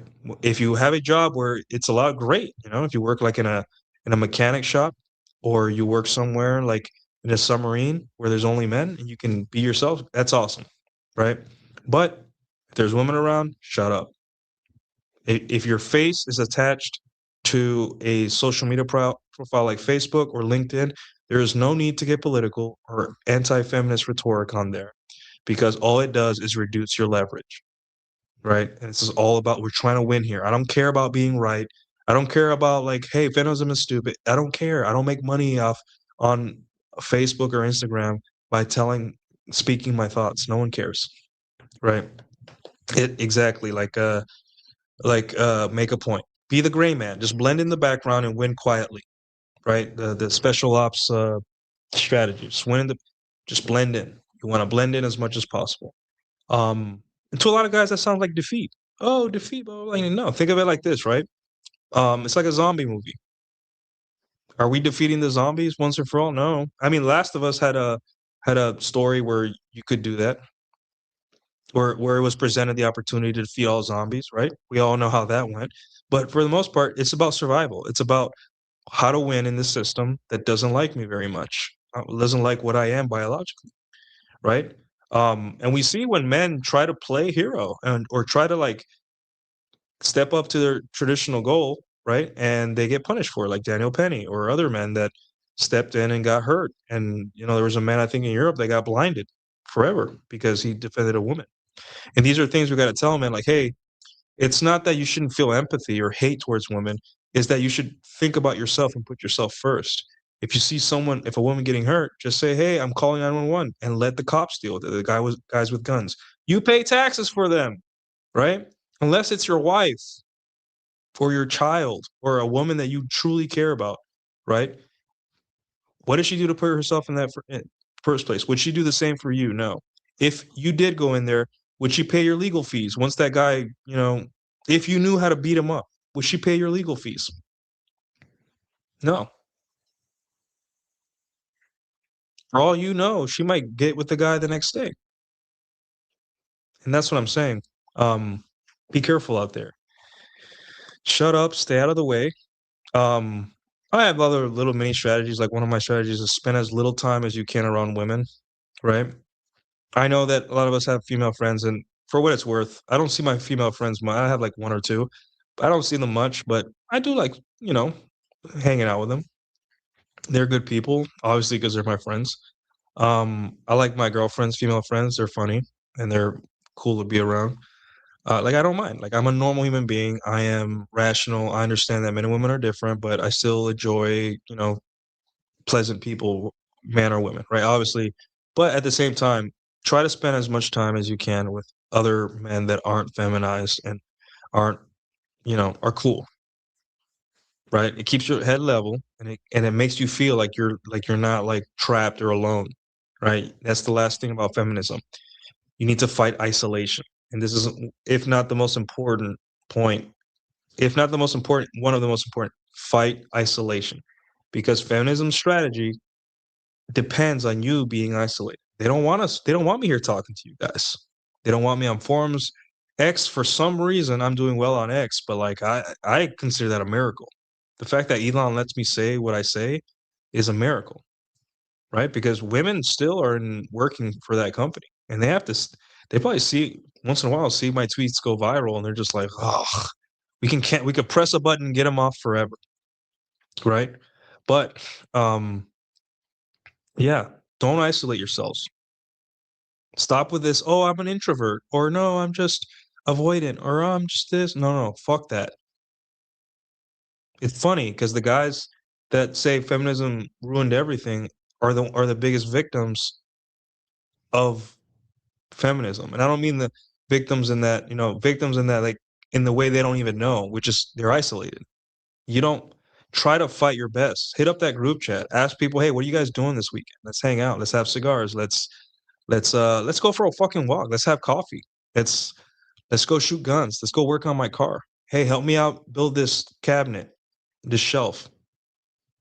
Hey, I'm taking my kids out to the park. You want to come with, bro?" Do anything you have to do to hang out with other like-minded men. Do it. Stop hesitating. This is how this is how you fight in your own life, the influence and the system that you're in.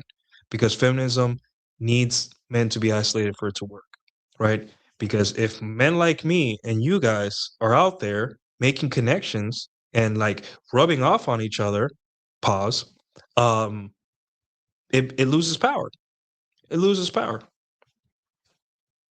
right? Imagine women walking in to us having a poker night, and we're talking like, like group chat stuff, saying, "Hey, maybe certain Austrian painter wasn't so bad." Just laughing it up, And I don't care about politics, right? But you see that like men need to spend time with men, and you guys need to stop with this isolation shit. Not you guys, but like the female loneliness epidemic. When women complain or people say talk about it, what they're saying is, "We fucking won, losers. You guys can't even get together and be men. We won." That's how you should take it. It should be like someone spitting on not on your grave, but like, you know, uh, have you guys ever played like Battlefield or anything where after the game there's like the chat box? It's like it's like them saying, "Good game, losers. Next time, try harder," or whatever. Right? That's what they're saying. When it it's dressed up as empathy or sympathy for you, but it's really them saying, "Good game, loser. You suck." And you should take it very seriously, because you might lose somebody in your life. You might lose yourself, and I don't want that to happen. And I don't mean only physically, right? Also metaphorically. You may really need all you need is another like-minded man and have an afternoon together, just chill. You don't even have to talk. Just go fishing, hunting, go play Pokemon, go cosplay. It doesn't matter how nerdy or cool or expensive or cheap. Just go do something, because men getting together and talking is strengthens you as an individual, right? And not in the way of like, oh, if we just get together, we all like, hey, now I got a buddy I can depend on, right? If a girl hurts me, like breaks my heart, I have someone to talk to. I don't go down this path of that ends up in self-deletion or insanity. I have someone to keep me grounded, right? Or I have a guy that I can depend on for like when I have car trouble or when I, need to go to the hospital and all that stuff, right?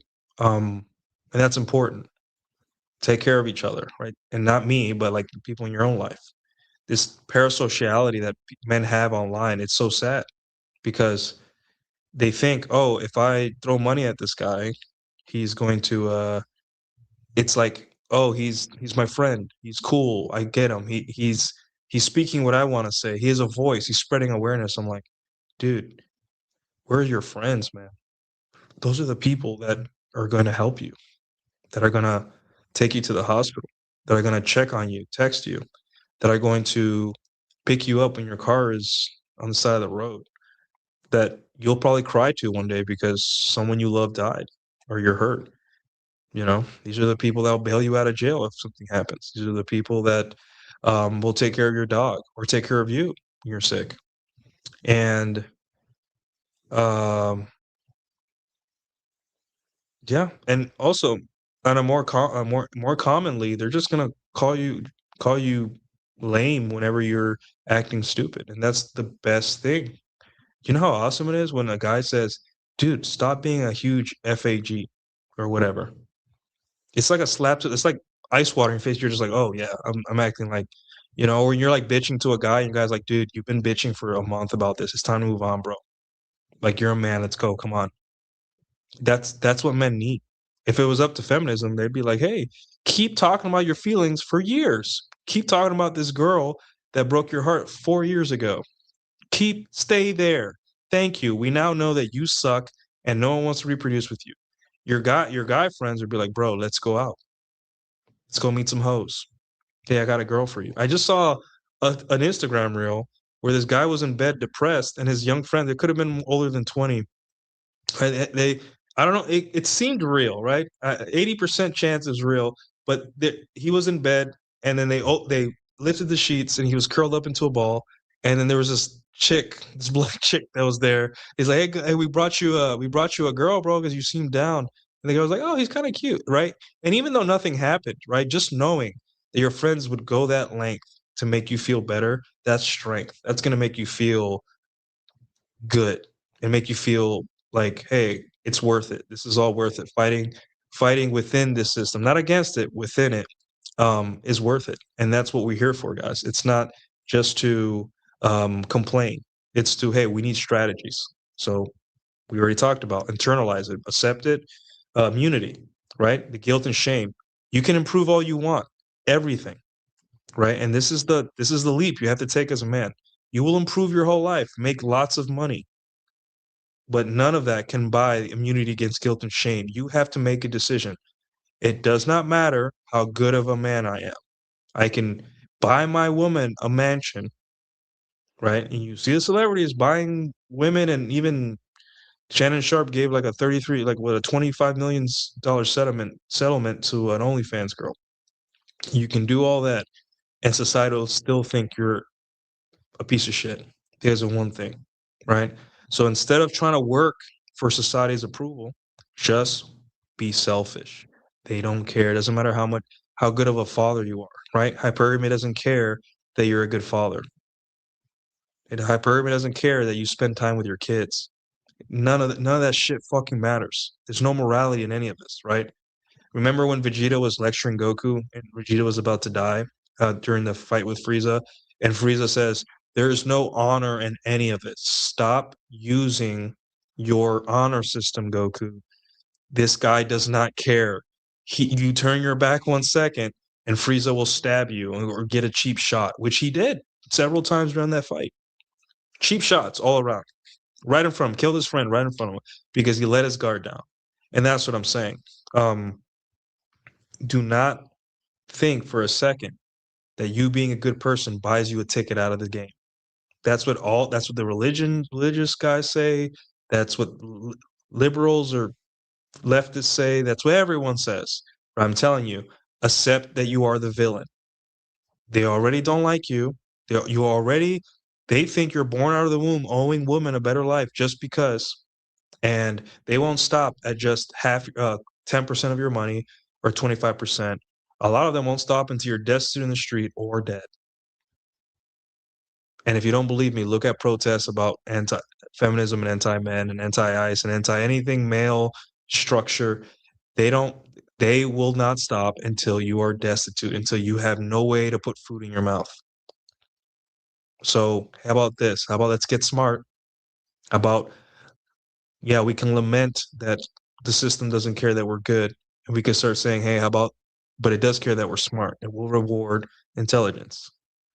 Right? I know I'm making it seem like this is the Hunger Games, right? But if you look at any game, whether it be the Culling game from Jujutsu Kaisen, the Cell games, the Hunger Games, the whatever other tournaments or whatever, it usually isn't strength that wins the day. It's guile, it's strategy. And if you look at any movie with an overpowered villain, or any anime with an overpowered villain, what happens? We the anxiety builds up within us in the story because, like, how are we going to beat this guy? How are we going to beat Frieza? How are we going to beat Kenjaku? How are we going to beat what is it? The president? Is that the bad guy from the Hunger Games? How are we going to defeat the system? How are we going to do this? Right? How am I going to win? How am I going to get through this? How am I going to survive this? Right? How am I going to beat Cell or whoever? How? And it's usually strategy, wit, thinking on your feet, right? Because if there's one thing feminism cannot defeat, cannot, like, the feminism's number one weakness, and this is where we hit them. This is where you hit them to give a better life, is its own fucking hubris, right? Look at my timeline right now. You'll see several women where if I've replied or I've quote tweeted saying, "Hey, you couldn't see past the hubris of the system. What do you think was going to happen if you give women the power to do whatever they want with no liability? What do you think? You were going to share, you have to share men now, right? Because you've effectively pushed down, you've moved up, your hypergamy is open and free and unfettered, and now you have sexual access to men. Guess what? Those men are rare than you are, so you have to share them. You fell for your own hubris. And all women, if you're single, and sometimes if they're in a relationship or even married, have to share men. I mean, look at Sadia Khan. Sadia Khan talked about relationships and everything, and even she has to share men. And she's a relationship guru, charges $8,000 or something to coach couples. And even she has to share men. Hubris, right? Every villain that we're talking about that I've mentioned, it's all hubris. They all fell because of their hubris. So use that to your advantage, right? Let them fight for everything they want and all that stuff. You move and shuck and jive within the system. Talk to other men. You know, there's important people you can talk to in your life. A divorce lawyer, a guy who's survived the institution you went through, like the military or a corporate structure, a guy that is a player, a guy that knows how to manipulate women into liking him and all that stuff, right? I don't like to use the word manipulate, but women like to be manipulated. We like to be manipulated too, right? Use the system's hubris to your advantage. Women, look at women, what women are doing.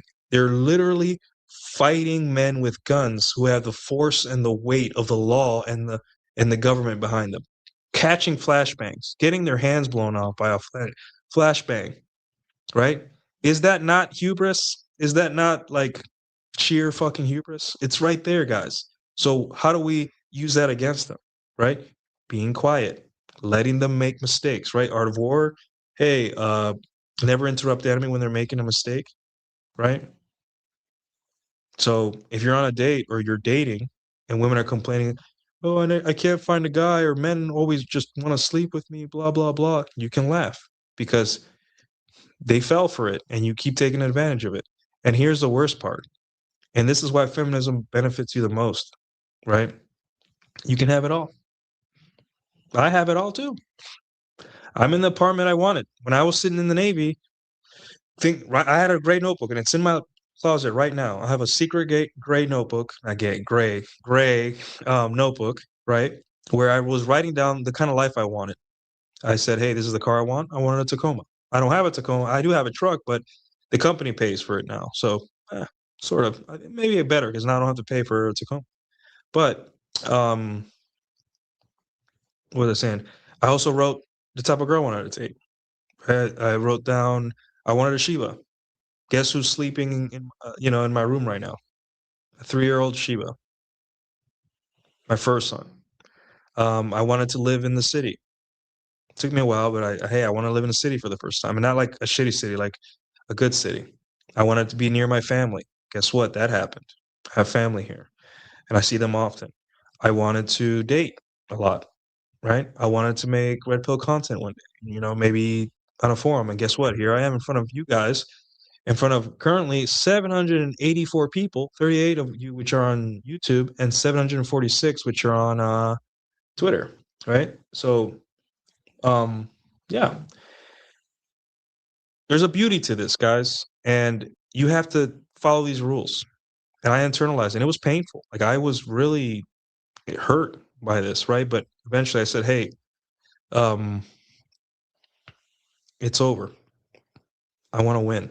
What's the plan?" And that's my catchphrase. That's why it's so important to me, right? We can sit here and talk about how shitty everything is and how people deserve better, especially men, right? And I wish they did. There's a lot of good guys out there. There's a lot of good girls out there too that deserve men because I mean, no one deserves anything, but this is why I always say, hey, you'll get your revenge fantasy, right? I don't feel good that my ex, after I left her or after she left me, she was messaging me while having a boyfriend for a year and a half. I don't like that. Made me see her in a negative light. And it wasn't anything sexual. It wasn't like, hey, let's get back together. Hey, like, remember the good times. It was just memes and like commenting on little day-to-day stuff I was posting. Like, oh, that looks like a good plate. And it made me sad because I'm like, hey, you found a new guy. You should be in love. I should be like an afterthought. I should be like, you should laugh at me when you say, what a loser. I can't believe I dated that guy. But this woman that in my heart, I know like this is a good person. She's going to find a guy and she's going to be happy because she's feminine, she's sexy, and there's no way she can lose, right? I'm just some deviant, degenerate schlub that she found on the way to Mr. Right, right? In 2020, in 2019. No. Dated 2 guys. She still not have kids. She's like, you know, probably about to hit her mid 30s, 33, 34, no kid. still likes a story or two of mine from time to time. Um, Post her boyfriend, but just not the same way she used to post me. She used to write me letters when I was overseas and give me boxes when I was in the middle or in the Arctic Circle. And that's what I say, guys. That's what you're gonna start saying. That's how you know you're winning. It's because you're gonna find women who are the victims of feminism, and it's gonna make you sad. And I know a lot of us are full of piss and vinegar and want to like, I can't wait to shit on feminism at every chance and pull and show how hypocritical it is. Well, who cares about the like let's focus on our own lives, right? You can have a sister or a mother or even a daughter or an ex-girlfriend or a female friend who you're just like, fuck you. Like feminism gave you everything, the ability to do whatever you want and have the life you want and not need men, and you're miserable. My female friend, I have a female friend who I care for her, but she just can't find a man. She's bouncing, and she found one. The guy was like a 6'2" Brad Pitt country guy. Guy was very attractive, you know? Like the dude probably could have gone to like uh two-step bar, any two-step bar in Dallas and leave with the girl. The guy was like Texas, the South. He looked like Justin Waller, right? A little bit thinner, right? And he wore cowboy hats, which women here love that. And she dated him, and one day we were at Thanksgiving. I was with my girlfriend, and I was just noticing like they had stopped talking to each other. They stopped dating, and but during that, like she was cleaning his mouth when he was eating. She publicly dropped the bomb like, hey, yeah, we used to see each other, blah blah. And then one day we were driving home. She was driving me home from salsa, and she brought him up. Like I'm trying to be a good friend. I was like, yeah, so what, you know, what what's happening? Like how's life? How's dating life? And then she started talking very personal, almost like personal sexual things, but very casually. I guess she trusted me, and it made me sad because I'm like, hey, those are things you're supposed to be doing, like for a man that you love, not some guy that you're trying to chase. She's not ugly, but she's not, she's not. The guy's super nice. The guy is a sweetheart. The guy is pretty cool. I'm sad that he doesn't live in Texas or live here anymore. Wish we could have hung out more. But it makes me sad because I'm seeing the victims of feminism. Yes, we see a show where some guy is yelling at women, and we that makes us mad because these women are young, right? But within my own life, right? Once I got on board and started trying to fix my life and work within the system, right? I started seeing like the women in my life close to me, how much this messes them up, right? And that's where I come up with the phrase like you'll get your revenge fantasy, but you won't like it, right? You'll date women that are generally good people, right? You'll like here's another one. Like I dated a violin girl for a while, right? And she was very, I would say, out of all the women I've ever dated, she was the most that seemed traditional in terms of habits, behavior, stress. Um, and for what it's worth, she was very honest from the beginning. Hey, I don't want anything serious, blah, blah. Women sometimes say that they don't mean it, or sometimes they're just, they're getting over a breakup and they just, whatever. Got it. Cool. It's her choice. But she had a lot of problems at home. Her parents were divorced, and she had two sisters and a mother. A mother was sick in and out of the hospital with heart surgery, so that stressed her out. She also was a musician, and being a musician is not a very awesome life, right? There's a lot of driving and a lot of tryouts and practice and carrying around expensive instruments because that if it gets stolen, you're screwed. All these things, right?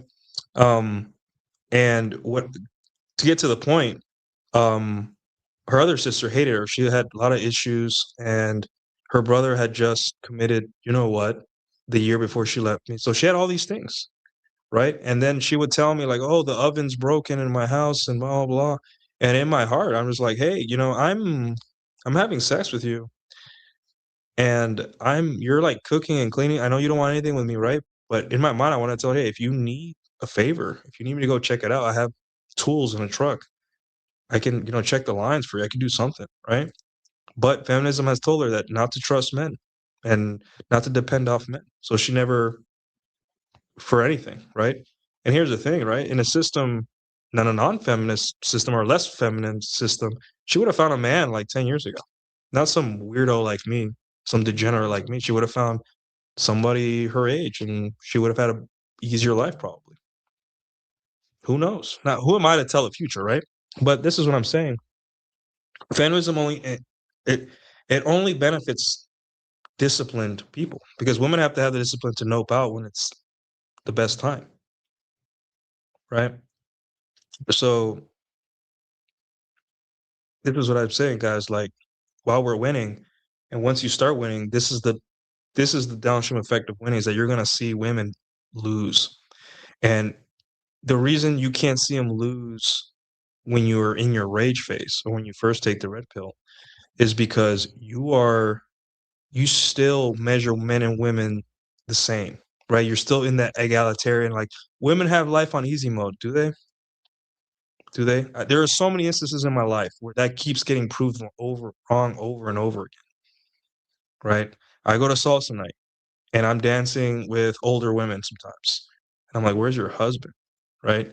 You're in shape, you're wearing a dress, I guess you're feminine. Aren't you lonely? I understand it's your choice, but you're like 47, you know? Who's gonna, like you're at a part of your life where if you have a fall, you're out for a week, or you know, it gets lonely, right? Who knows? Maybe they're happy. I don't know. Or I have times, where this woman I dated, she got an infection in her vagina. She had bacterial vaginosis. And obviously she blamed me. And I'm like, okay. And, I did the research and I'm like, it's not really me, but sure. It's more of a function of maybe you change your detergent or something, or you're sleeping around with multiple men, right? And here's the thing, she was crying over the phone. And not like bawling, but like she was very nervous because she had never dealt with the consequences of being promiscuous, right? And I even offered, hey, do you want me to go to the clinic? I have no issue, right? You've been a nice person to me outside of the sex. You are a decent person. So do you want to go to the clinic? She said, no, that's okay. I'm good. And that's what feminism does. Even men that are running through you, you don't even accept help from them. They're they're literally asking, "Hey, I'm having sex with you a lot. Would you like me to do something besides just have sex with you?" You're like, "No." Literally telling you not to. So what am I supposed to do as a man? Nothing. Looks like I won. Thank you, feminism, because the real victims is women and low status men. Low status men more than women, but women are also always going to be they think unfettered access to their sexual strategy or like they think it's going to be great. And yeah, women win. Attractive women win because they're attractive. Like no matter what, there's always going to be a guy there. However, when you date, you're going to peel off layers. You're going to see what women are really going through, right? Because if there's somebody that hates a liberated woman more than like an incel or the traditional conservative or whatever, it's a woman that didn't have the chance to be liberated, like mothers or older sisters. Do you know how bad a woman that had to be married and subjugated to her husband treats her daughter that doesn't have to get married to survive? It's not pretty. They're mean. There's a lot of friction, right? So yeah. Do they actually win? I don't know. We're not sure. I'm not sure. I know that, life's pretty comfortable in terms of comfort. Yeah. Great. Look how I'm living. Look at that stupid screen I have before me. Look at that month. Like I paid money for that because what else am I going to spend money on? Life's good. Life's comfortable. Right. But at the same time, feminism is tough on women. Right? Once you become attractive, it'll become very apparent to you. It'll be like, whoa, it's right there in front of me. I was so mad and assumed women had it all, but then from a place of not even, I wouldn't say, I would say sympathy, empathy. Sometimes I get those mixed up, but I see what women go through and I'm just like, fuck, like they tell me the betrayals from their friends to them. And I'm like, I would like fight my friend. I would like schedule a parking lot fight with him. I'd be like, "Hey, dude, we gotta fight because there's no way I can let you get away with this." the things that women do to each other, it's like brutal. It makes me sad because I'm like, even feminism is like women first, right? But not even you guys can treat women good. You all hate each other, right? Male loneliness epidemic. I think women are lonely because you guys treat each other like trash. I've worked with women where there's a female boss and a female coworker, and the female boss favors me almost every time. Yeah, be in the Whole Foods parking lot. Yeah, that's why afterwards we can go both get like a what do you call it? They have a good some kombucha or something afterwards. But yeah, every woman of every socioeconomic class have had some. They've all told me about some grand betrayal from a female friend. And trust me, it isn't like they stopped talking to each other. It's like, hey, they turned the whole group against them, or they stole their boyfriend, or they made a hit piece on them, or they got them fired, or abandoned them in the middle of like a country or a state or like a club in the middle of nowhere or something. Just things that like if men did, you'd never hear from me again, right? But this is normal, and sometimes they remain friends. I'm like, Jesus Christ.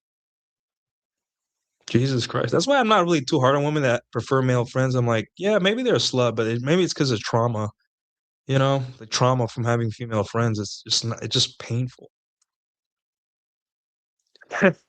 Gray notebook, not gay, gray. Damn it. But yeah, guys, so that's pretty much all I have. I try to end on a higher note, but I think you guys get it, right? You guys get it. You guys know what feminism is. You guys know how to win, so let's win. That's all we can do. And you're not gonna win every battle. You could get fired because you accidentally said something during the meeting, right? Or you could get in trouble, or you could end up in front of a judge or something, right? But the way to do it, guys, is to just navigate. Don't brute force it.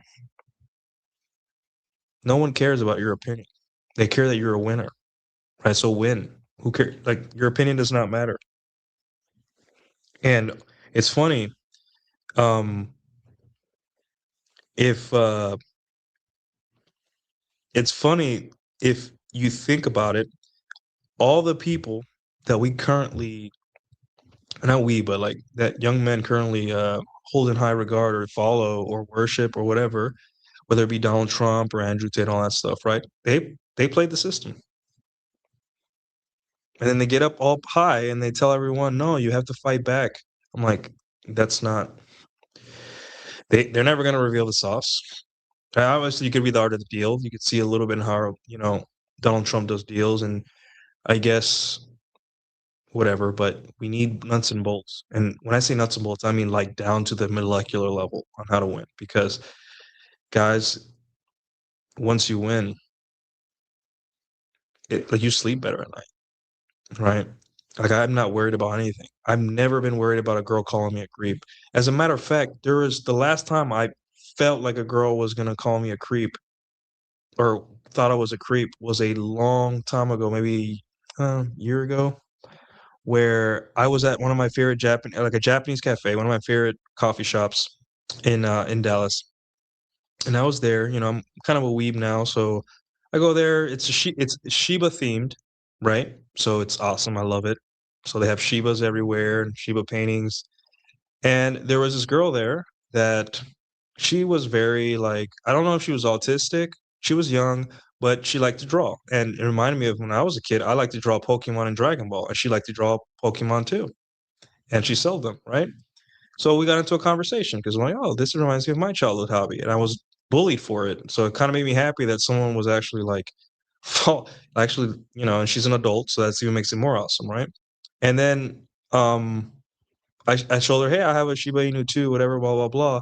And then as the conversation went on, I'm like, oh, I'm starting to like how like you internalize game and it's like comes out even when you're just trying to have like a normal bro conversation.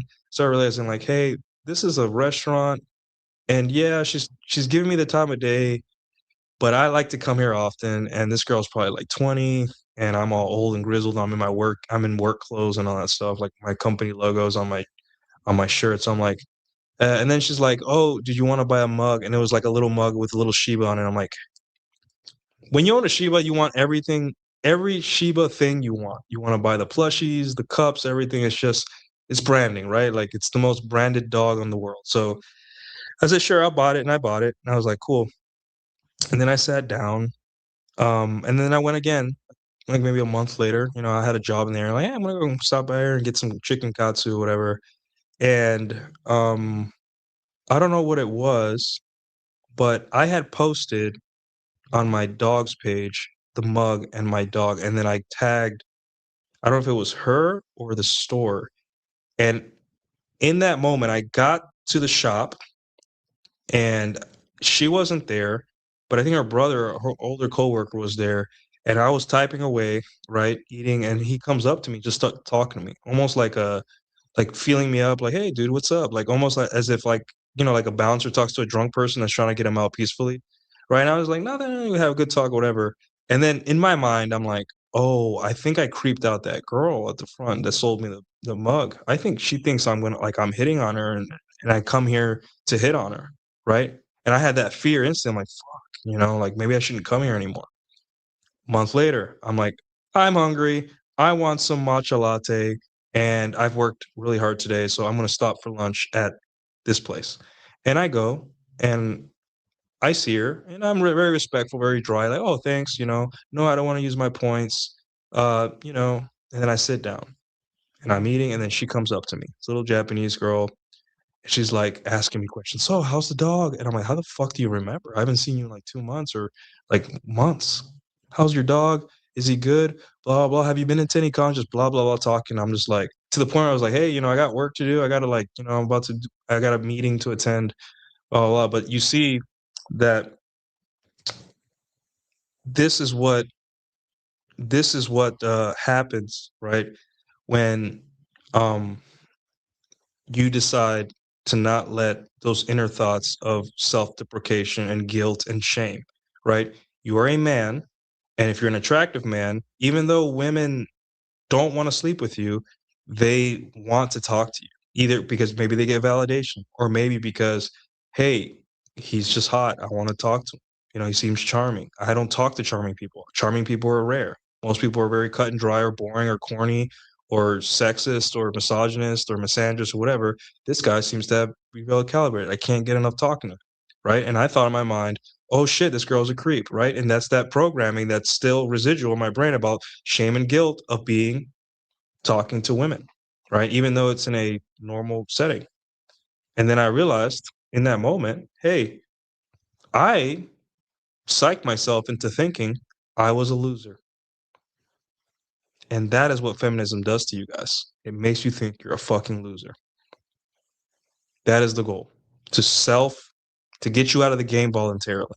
But what I say, guys, is you will not go silently into that good night. You will fight. You will be attractive. You will navigate and win. Because when you're on the other side of this, you get rewarded so much, and it's all so worth it to the point where you can laugh because you have it all, right? Because just like we say, there is no revenge fantasy, at least for the women you don't know. There is no revenge fantasy for men. There is no, as long as you keep doing the things you have to do, there is no comeuppance for men either, right? You're gonna be more attractive as time goes on. That's Mother Nature's big apology for our burden of performance.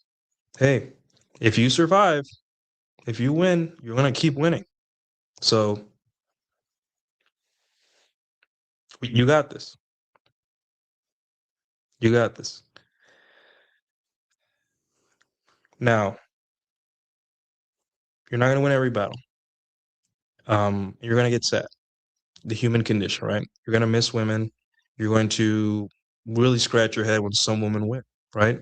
Like the Riley Reeds of the world that suck 100 dicks, or your toxic ex that ended up finding a Chad and is happy and has 3 kids now, and you have none, or something, or you don't, you just got fooled again by one. Stop thinking in this karmic revenge, right? Think of it like this: you are the karma. You are the agent of righteous karma, like Chateau Ortiz says. You are here to set things right, right? So do that. It is not happening to you. You are the agent. You are the one setting things straight. So that guilt and shame goes away pretty quickly when you realize, like, she's played 10 men. She's played around like their food. Like, have you seen a cat play around with the mouse? It's pathetic. Like, the mouse will try to leave, and then the cat will just keep playing with its food. Right? That's what she did with men, old men, young men, sugar daddies, the love of her life, her ex-husband. She's all played with them, like palm of her hand. And here comes you, and you get to play with her a little bit. You are the agent of righteous karma. You didn't do anything wrong. You were playing the game.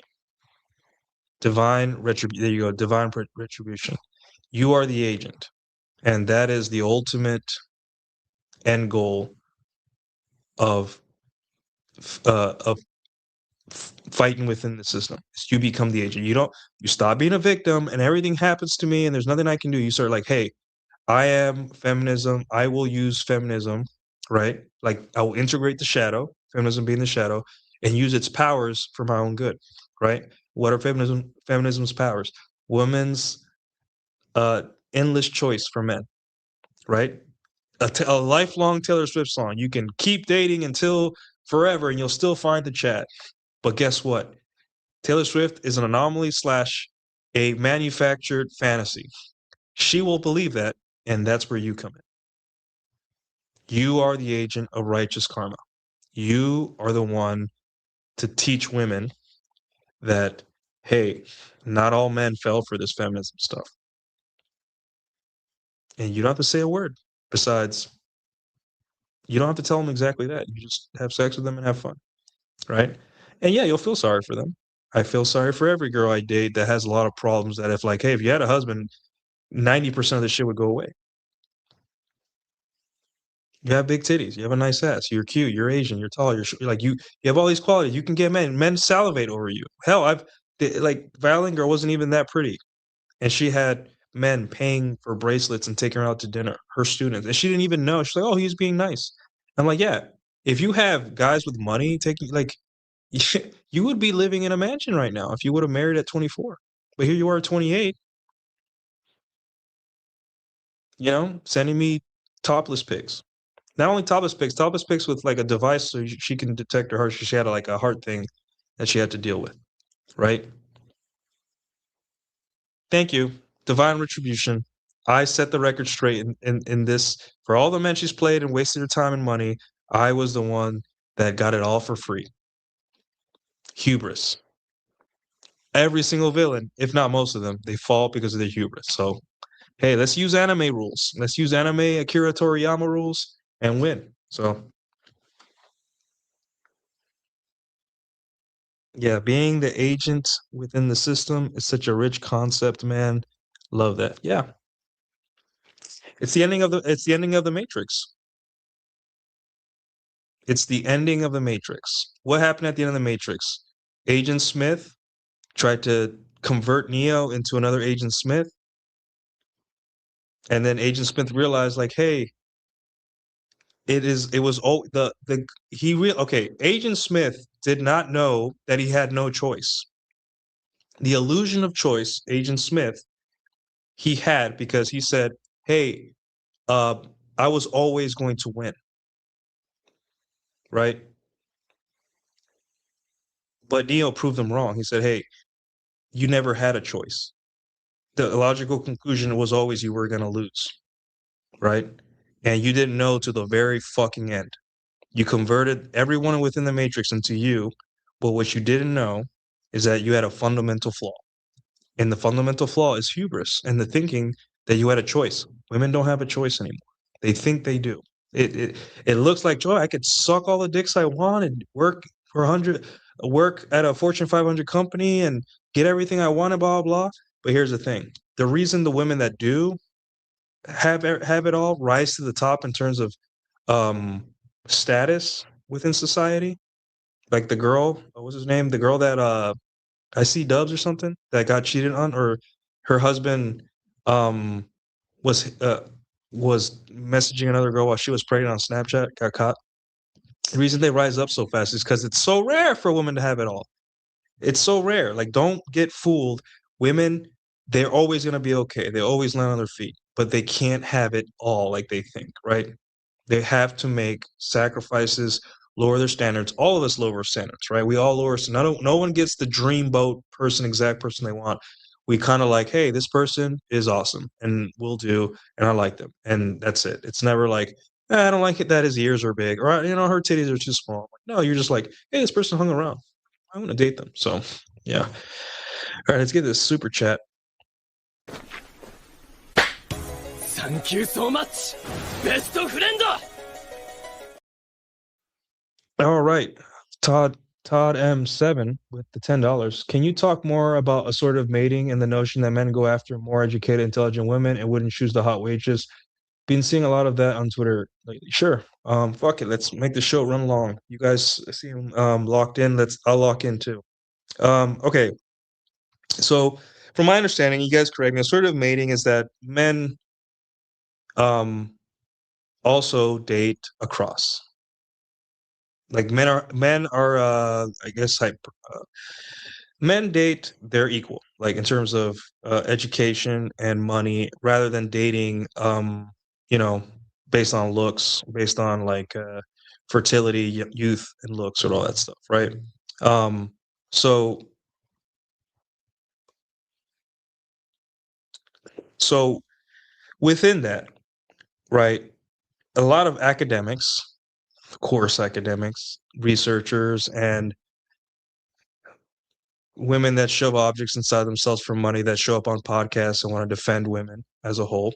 Um, they all say assertive mating is the operative state of men and women, not hypergamy, right? But if you guys see this, right, there's a lot of things that prove assertive mating wrong. For example, um, do we have the teachers sleeping with their students? Those students are miles away from ever being the assortative fitting within this sort of mating. Well, you could say, hey, those are flukes, those are outliers, whatever. Got it. It's not something that happens like all the time, every single school. But then you have women that are married to super alphas or men of very high status who still go find men of lower status and cheat, and up to the point where they even have kids and move on and marry these men that are lower status. Um, Dolly Parton, right? You have Steve Harvey's wife. You have Lana Del Rey. You have Tom Brady's wife, Giselle Bundchen, and so on and so forth. Even Oprah. So, are those flukes too? Okay, cool. Celebrities are never like a good measure of reality because they live in a different laws of physics in terms of social power and all that stuff. So, cool, got it. Um, so what now? Can we use the fact that teachers are sleeping with their students and rich, powerful men are losing their wives to uh, fitness trainers. They're fitness trainers. And we also, wait a minute, we also have the meme of like the pool boy, right? The rich guy that has a house and the pool boy sleeps with the wife. So, what does a pool boy have? Well, he's shirtless and muscular and young. So, what am I missing here? There's even a cultural meme that's been around since the 60s about the hot pool boy that the rich bored housewife sleeps with, right? Then we have the notion of the cougar, right? The MILF, all these cultural words that are endemic, that are household words that anyone who speaks English will recognize. And you think assertive mating, you start seeing assertive mating as more of like a cope for, hey, women and men are sexually attracted to each other based on social standing within a structure like a company or a social hierarchy. But the truth is that men love youth and beauty. And I'm going to tell you right now, Todd, the one thing that I don't even think Rolo's mentioned this, but I'll mention it. And it's the number one thing that destroys assortative mating. If assortative mating was not a thing, was a thing, then why do women spend billions, if not trillions, all over the globe to look younger? What are they trying to do? It comes down to, hey, do we like you because of your career, or why do women at every age, like we just saw Elizabeth Hurley, I think, all old and wrinkly in a bikini? Madonna still hasn't hung up her hung it up, and women of all ages are not hanging up. They're all sexy, trying to be sexy. Why? Why are they wearing makeup? Why are they getting Botox? Why are they getting fake tits? Why are they everything under the sun to just look younger? It's because they know on a almost subconscious level that if they want to garner the attention of men, they have to look young. They have to look young, and they have to fool men into thinking they're more fertile and young than they are, which is makeup, which is AI filters, which is so many things. So, it's almost like assertive mating is like this gaslighting, or this like, hey, just play along, so we don't know that women are desperately trying to compete with younger women. And the academics and the other feminist society that supports them are backing this because it makes women look good, and it makes men look bad and women look worse, right? Because it reminds women that there is a finality to their sexual value, therefore their sexual strategy. I think that's enough for a logical person to convince them, hey, assortative mating does not exist. I think that's enough, right? And then here's another one thing, Todd, that really drives it home. We all know humans are fucking lazy as fuck, right? I set out to clean my whole house. I got my desk done and I cleaned up my kitchen. I'm a lazy human being, right? I'm not a creature of labor. I was designed to save as much energy as possible in case a rhino or uh, um, uh, a giant rhinoceros or whatever came to attack me out of nowhere. I got to use that energy. I can't be running around all the time, right? So as humans, that's why we get fat and diseased and lazy, and we don't become successful, and we're entitled because we are inherently lazy as a survival strategy, because we never know when we need that energy and to be awake for 24 hours, right? um so here's the thing. um if you have the choice, as a man, to pursue a woman that already is in your workplace, already sees you exert power and skill and talk and charm, and there's other women that are probably into you or whatever, and she understands your lifestyle and you understand her lifestyle, and you're within proximity of each other, and she's hot enough and she wears the makeup to make her look young enough to, she's attractive and catch your eye, then why would you risk your career, your reputation within the structures that punish you if you search for younger women, right? Do you think if you're a 35-year-old man, you brought an 18 or 20-year-old girl to the Christmas party, people would not look down on you in the office?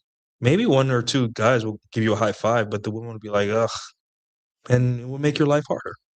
There are consequences for this male sexual strategy to be enacted. Especially publicly, there are always consequences. Look at Apex Mindset. I think he got swatted because his girlfriend was much younger than him.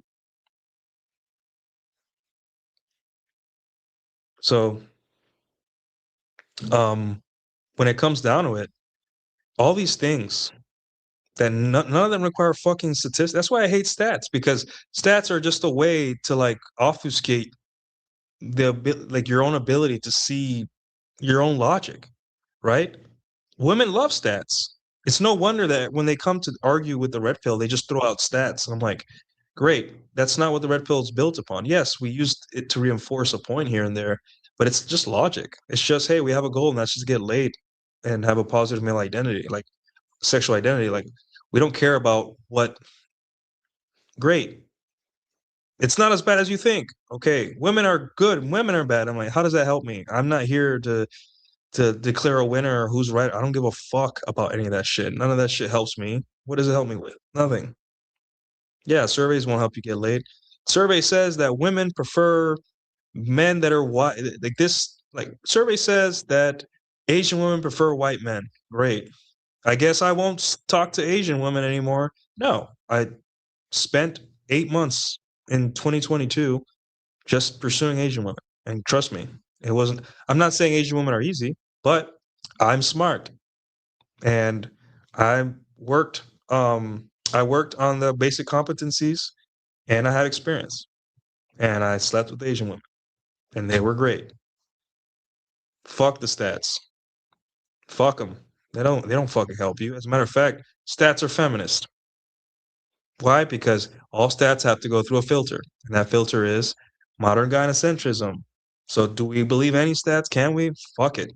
Imagine, imagine having to argue with someone that hates you through numbers. What a waste of time that is, right? Unless you're getting paid, don't waste your time, right? But I digress.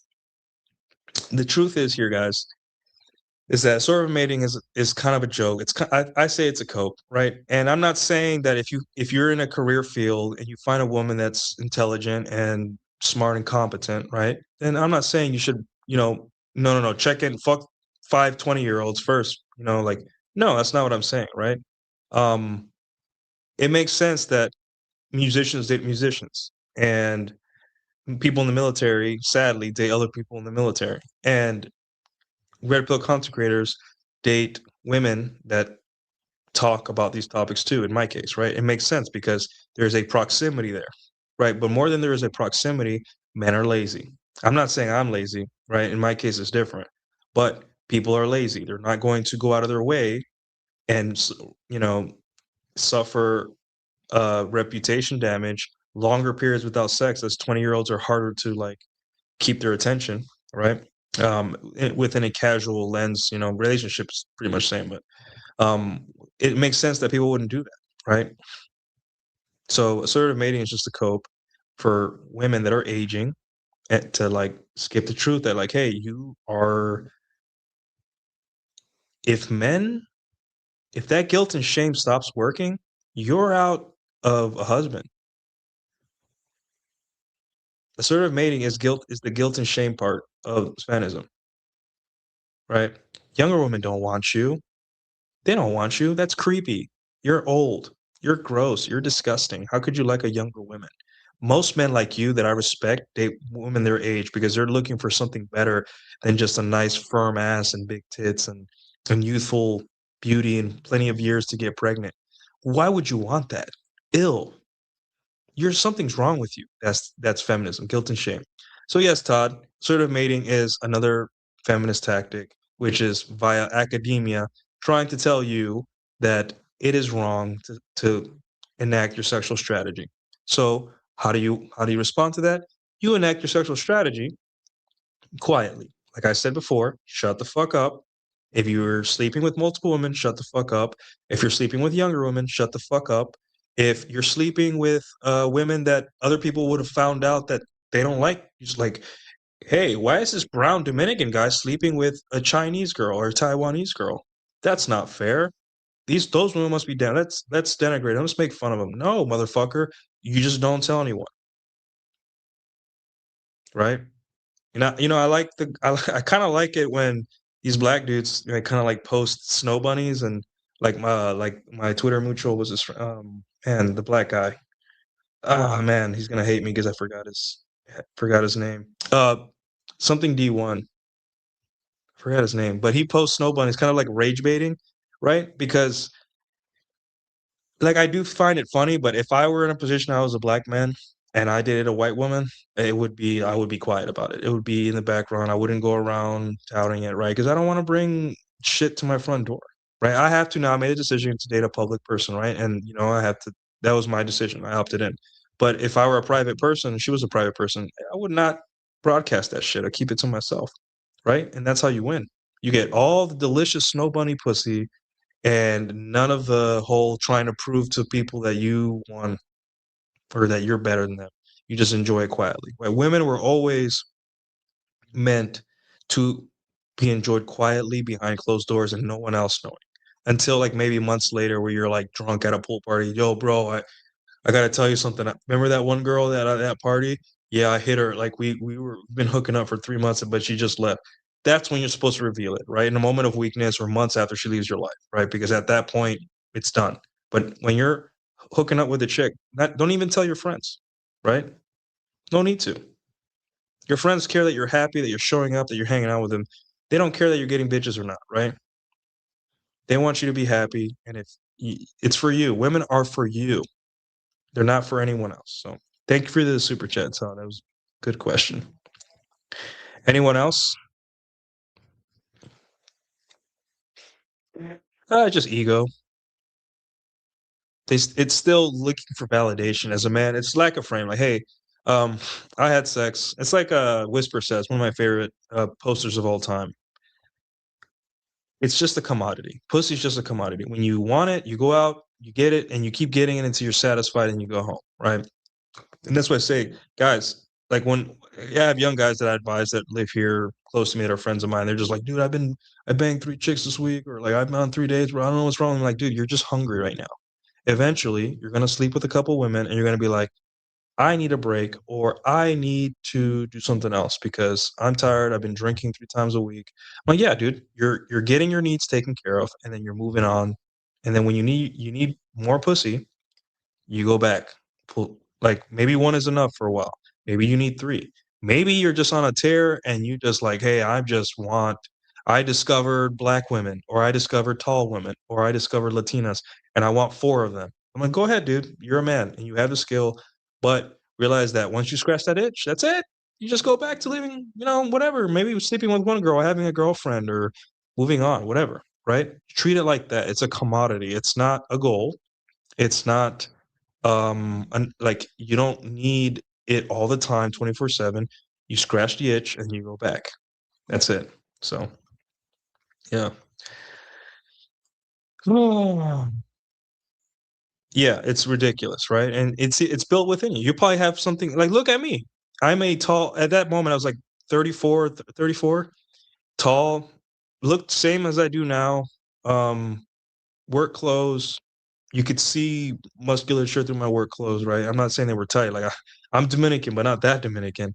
And I was charming, and I was looking her in the eye, and she was like, kind of a little bit nervous. She's a younger girl, and I sat down. I'm like, and then the next, I felt like, hey, I creeped that girl the hell out, right? And that's that feminist programming. You should be.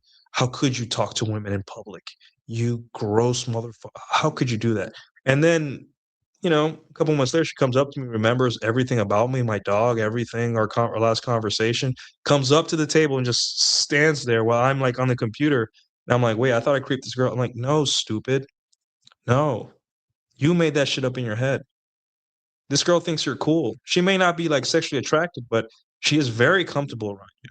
I know, obviously, it's a setting, it's a sterile setting like a cafe, right? But she thinks you're cool. And there she is talking to you. And you're sitting down just like, oh yeah, cool, yeah, whatever, cool, yeah, awesome, right? And that's what feminism does to men. It makes them feel less. And even the most women claiming to be the most anti-feminist will do this. Even your mother, even your girlfriend, even your sister, even your daughter, they're all try to convince you, because it's natural, it's in their head, that you're less that you are, right? So even my dad, he went back to college is like in his 40s. My dad went back to college. And my dad had study groups that he had to do with women. And my mom, she's a normal woman, would be like, hey, and she was visibly jealous. She would be like, hey, don't get any ideas with those women at the study group, right? Playfully, right? They wouldn't like an old bag like you anyway. I'm like, I don't know, mom. You better keep an eye on them. So, and that's what all women do this. It's automatic. They have to convince you ain't shit, because what else are they going to do? Once a man knows his value, what else are you gonna do? What else can a woman do to a man that knows his worth? And not in the cringe, know your worth king. I'm talking about like, hey, he asks himself often, what am I getting out of this? Right? He knows how to get your replacement, and he chooses to be with you though. There's not a lot of women can do except have lots of sex with you. And trust me, they do. And then fall in love, because those are the type of men that feminism created. Super soldiers. And you, my friends, are super soldiers. If you're here, You're a super soldier because feminism created you. You are a product of feminism, my friend. You have the ability to make a girl smile on command. Super soldier. You're in the top 1% of fitness because you can bench press your own body weight. Super soldier. You are able to make a girl orgasm within 2 minutes. You couldn't do that if you got married at 18. You had to have sex with lots of women. Super soldier. You went through 10 different hairstyles to be attractive enough to get one that made you look good. Super soldier. We are what feminism made us. I am a super soldier, right? I could have just been one dimensional, but no. I said, hey, if I want to stand out, I got to learn the piano songs women like. I have to, I got my dog for me, but I have to market my dog and I have to get the muscles that women like, right? I could have just deadlifted forever and try to reach a deadlift goal, right? Didn't care to, but now I'm like, no, you know what? I got to work my back and my glutes and my legs, and now I have a body I have the type of body, not anything crazy, but I have the type of body that is rare, and that I'm a super soldier. You guys are super soldiers, so use that ability. We are we're like the mutants from X-Men, right?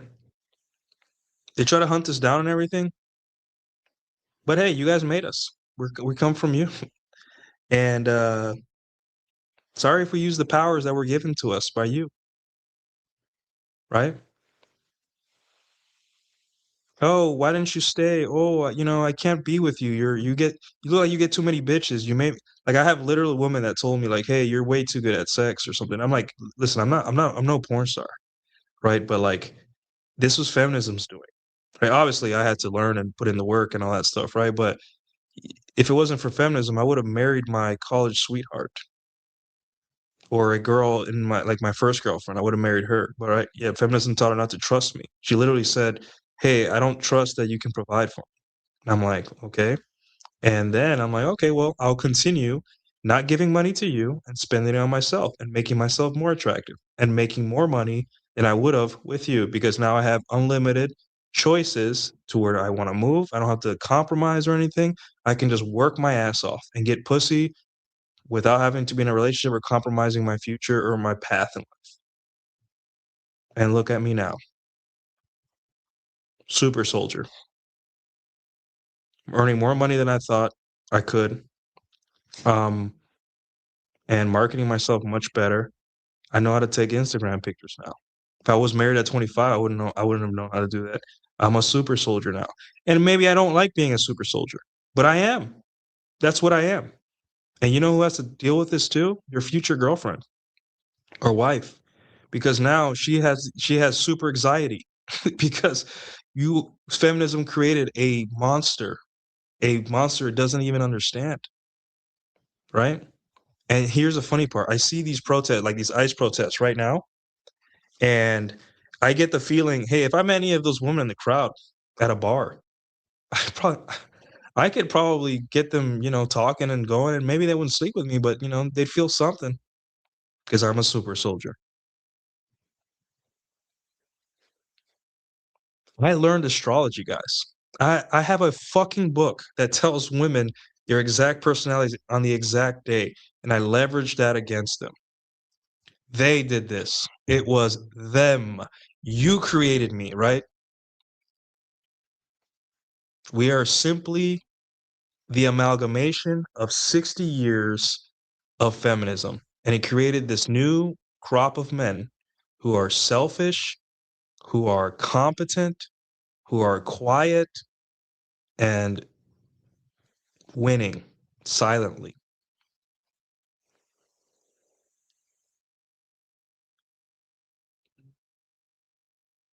So you want to throw those gifts away? You want to throw that potential away and get back on the plantation? Go ahead. But hey, I kind of like being a super soldier, right? Thank you, feminism. This was your fault, and you made me the man I am today.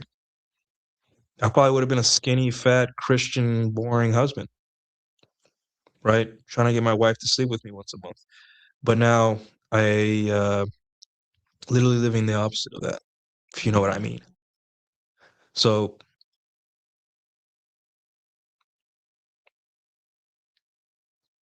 if there's no more super chats, guys, I think I've said enough. I think you guys get it. Um, we win with strategy. We not with brute force, not with super chats or tweets or bitching, not articles, not podcasts. They're fun to watch. We win with strategy. We win with step 1, step 2, step 3. What's the plan? What's next? What are we doing? What did you do? What did I do? Did this work? Did this not work? Is this guy living the life I want?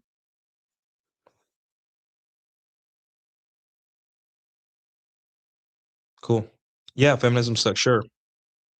For you, dude, I'm a super soldier. They made me, I was their experiment. Feminism had 60 years to fix men and women and the relationship between them. And all it did was crush men that didn't act and made super soldiers out of men that wanted to act. Because now these men are have so much options, and every day you're gonna have more. I tell the young guys that watch my stuff, hey, keep going the way you are, and about 10% of your paycheck is gonna be in condoms because you're gonna have like in 10 years, there's gonna be no like women are gonna have to share even more men, right? Don't be fooled about like the 3 videos you see a day of women on yachts and and men despairing like listen dude, go anywhere, right? I go to the gym, I go to salsa night, and yes, there's nights where there's not a lot of women, right? But I go to these nights, right? And these people know these women know I have a girlfriend, and the first thing they do, where's your girlfriend at? Well, I'm like, where's your husband at? you're a you're you're like 34. You're not ugly. Your titties are out, so you're not afraid of marketing. Stop sharing men. But she wants a super soldier. This is this is the end game. So I'd say we won, guys. What do you think? I think there's no reason to despair. I think once you understand feminism and once you enact the strategy, and you guys, you can talk strategy with other men quietly, right? There are WhatsApp doesn't. You can have a group chat on WhatsApp, or we can, Elon owns Twitter right now, so you can chat. We could chit chat on there, right? You can DM me directly. Obviously, I think eventually I'm gonna have to charge, and I will for like 24/7 DMs with me, right? Because guys, I can't answer DM all the time. I work in high power electrical things, and I'm busy, and I want time away from this shit, right? But yeah, we're in a good spot. We're in a good spot, guys. We're okay. We're gonna be fine, right? And it's awesome being a man, but don't tell anyone that. But this is awesome, guys. Yeah, and I get sad. I get worked up. I get, I get down. It's normal. It's life. We're human. But also at the same time, um, I'm glad to be here. I'm glad that I'm able to do things I do. I'm able to kind of live the life I want. And I know I don't talk too much about this side of things, but when I post videos of me doing silly things and side quests like cosplaying or playing piano or taking silly selfies with my dog or messing with women on the internet that eventually end up DMing me and being like, "What's your problem, man?" or whatever. Just know that I'm nothing special. I want to convey that as much as I can, that if I can do it, anyone can. You just need to build that leverage because that's what self-improvement is. I'm a silly dude, right? I go cosplay. I'm 36. I go cosplay. I put on a. I bought my cosplay for $200, 250, almost $300 actually, and I put it on. It took me like 30 minutes to put it on, and I drove 30 minutes to go listen to. Well, some of the music was really good, but terrible techno music and just oral farm, right? Just stand there and drink overpriced watery drink and just relax. And I like that. And part of the reason I like that because it's supposed to be beneath me. I'm 36. But no, I'm like, no. Once a month, do this, relax, go home. Feminism. If there wasn't for feminism, I have to be working workhorse husband. But my girlfriend makes a lot of money. She's a very successful YouTuber. She's good at her craft. So thank you, feminism. I win. I win. If it wasn't for you, I wouldn't be this happy. So reframe, refresh, get back out there, guys. I appreciate the super chats. I appreciate you guys being here, taking this long. All the wrenches members in here, and I, I'll post all this stuff maybe tomorrow. The slides because you guys seem to be interested. I'll post them on Twitter if you guys don't watch the video again. Please like the video. Please follow if you haven't. I'm trying to get to 3,000. I'm getting close. Support the channel.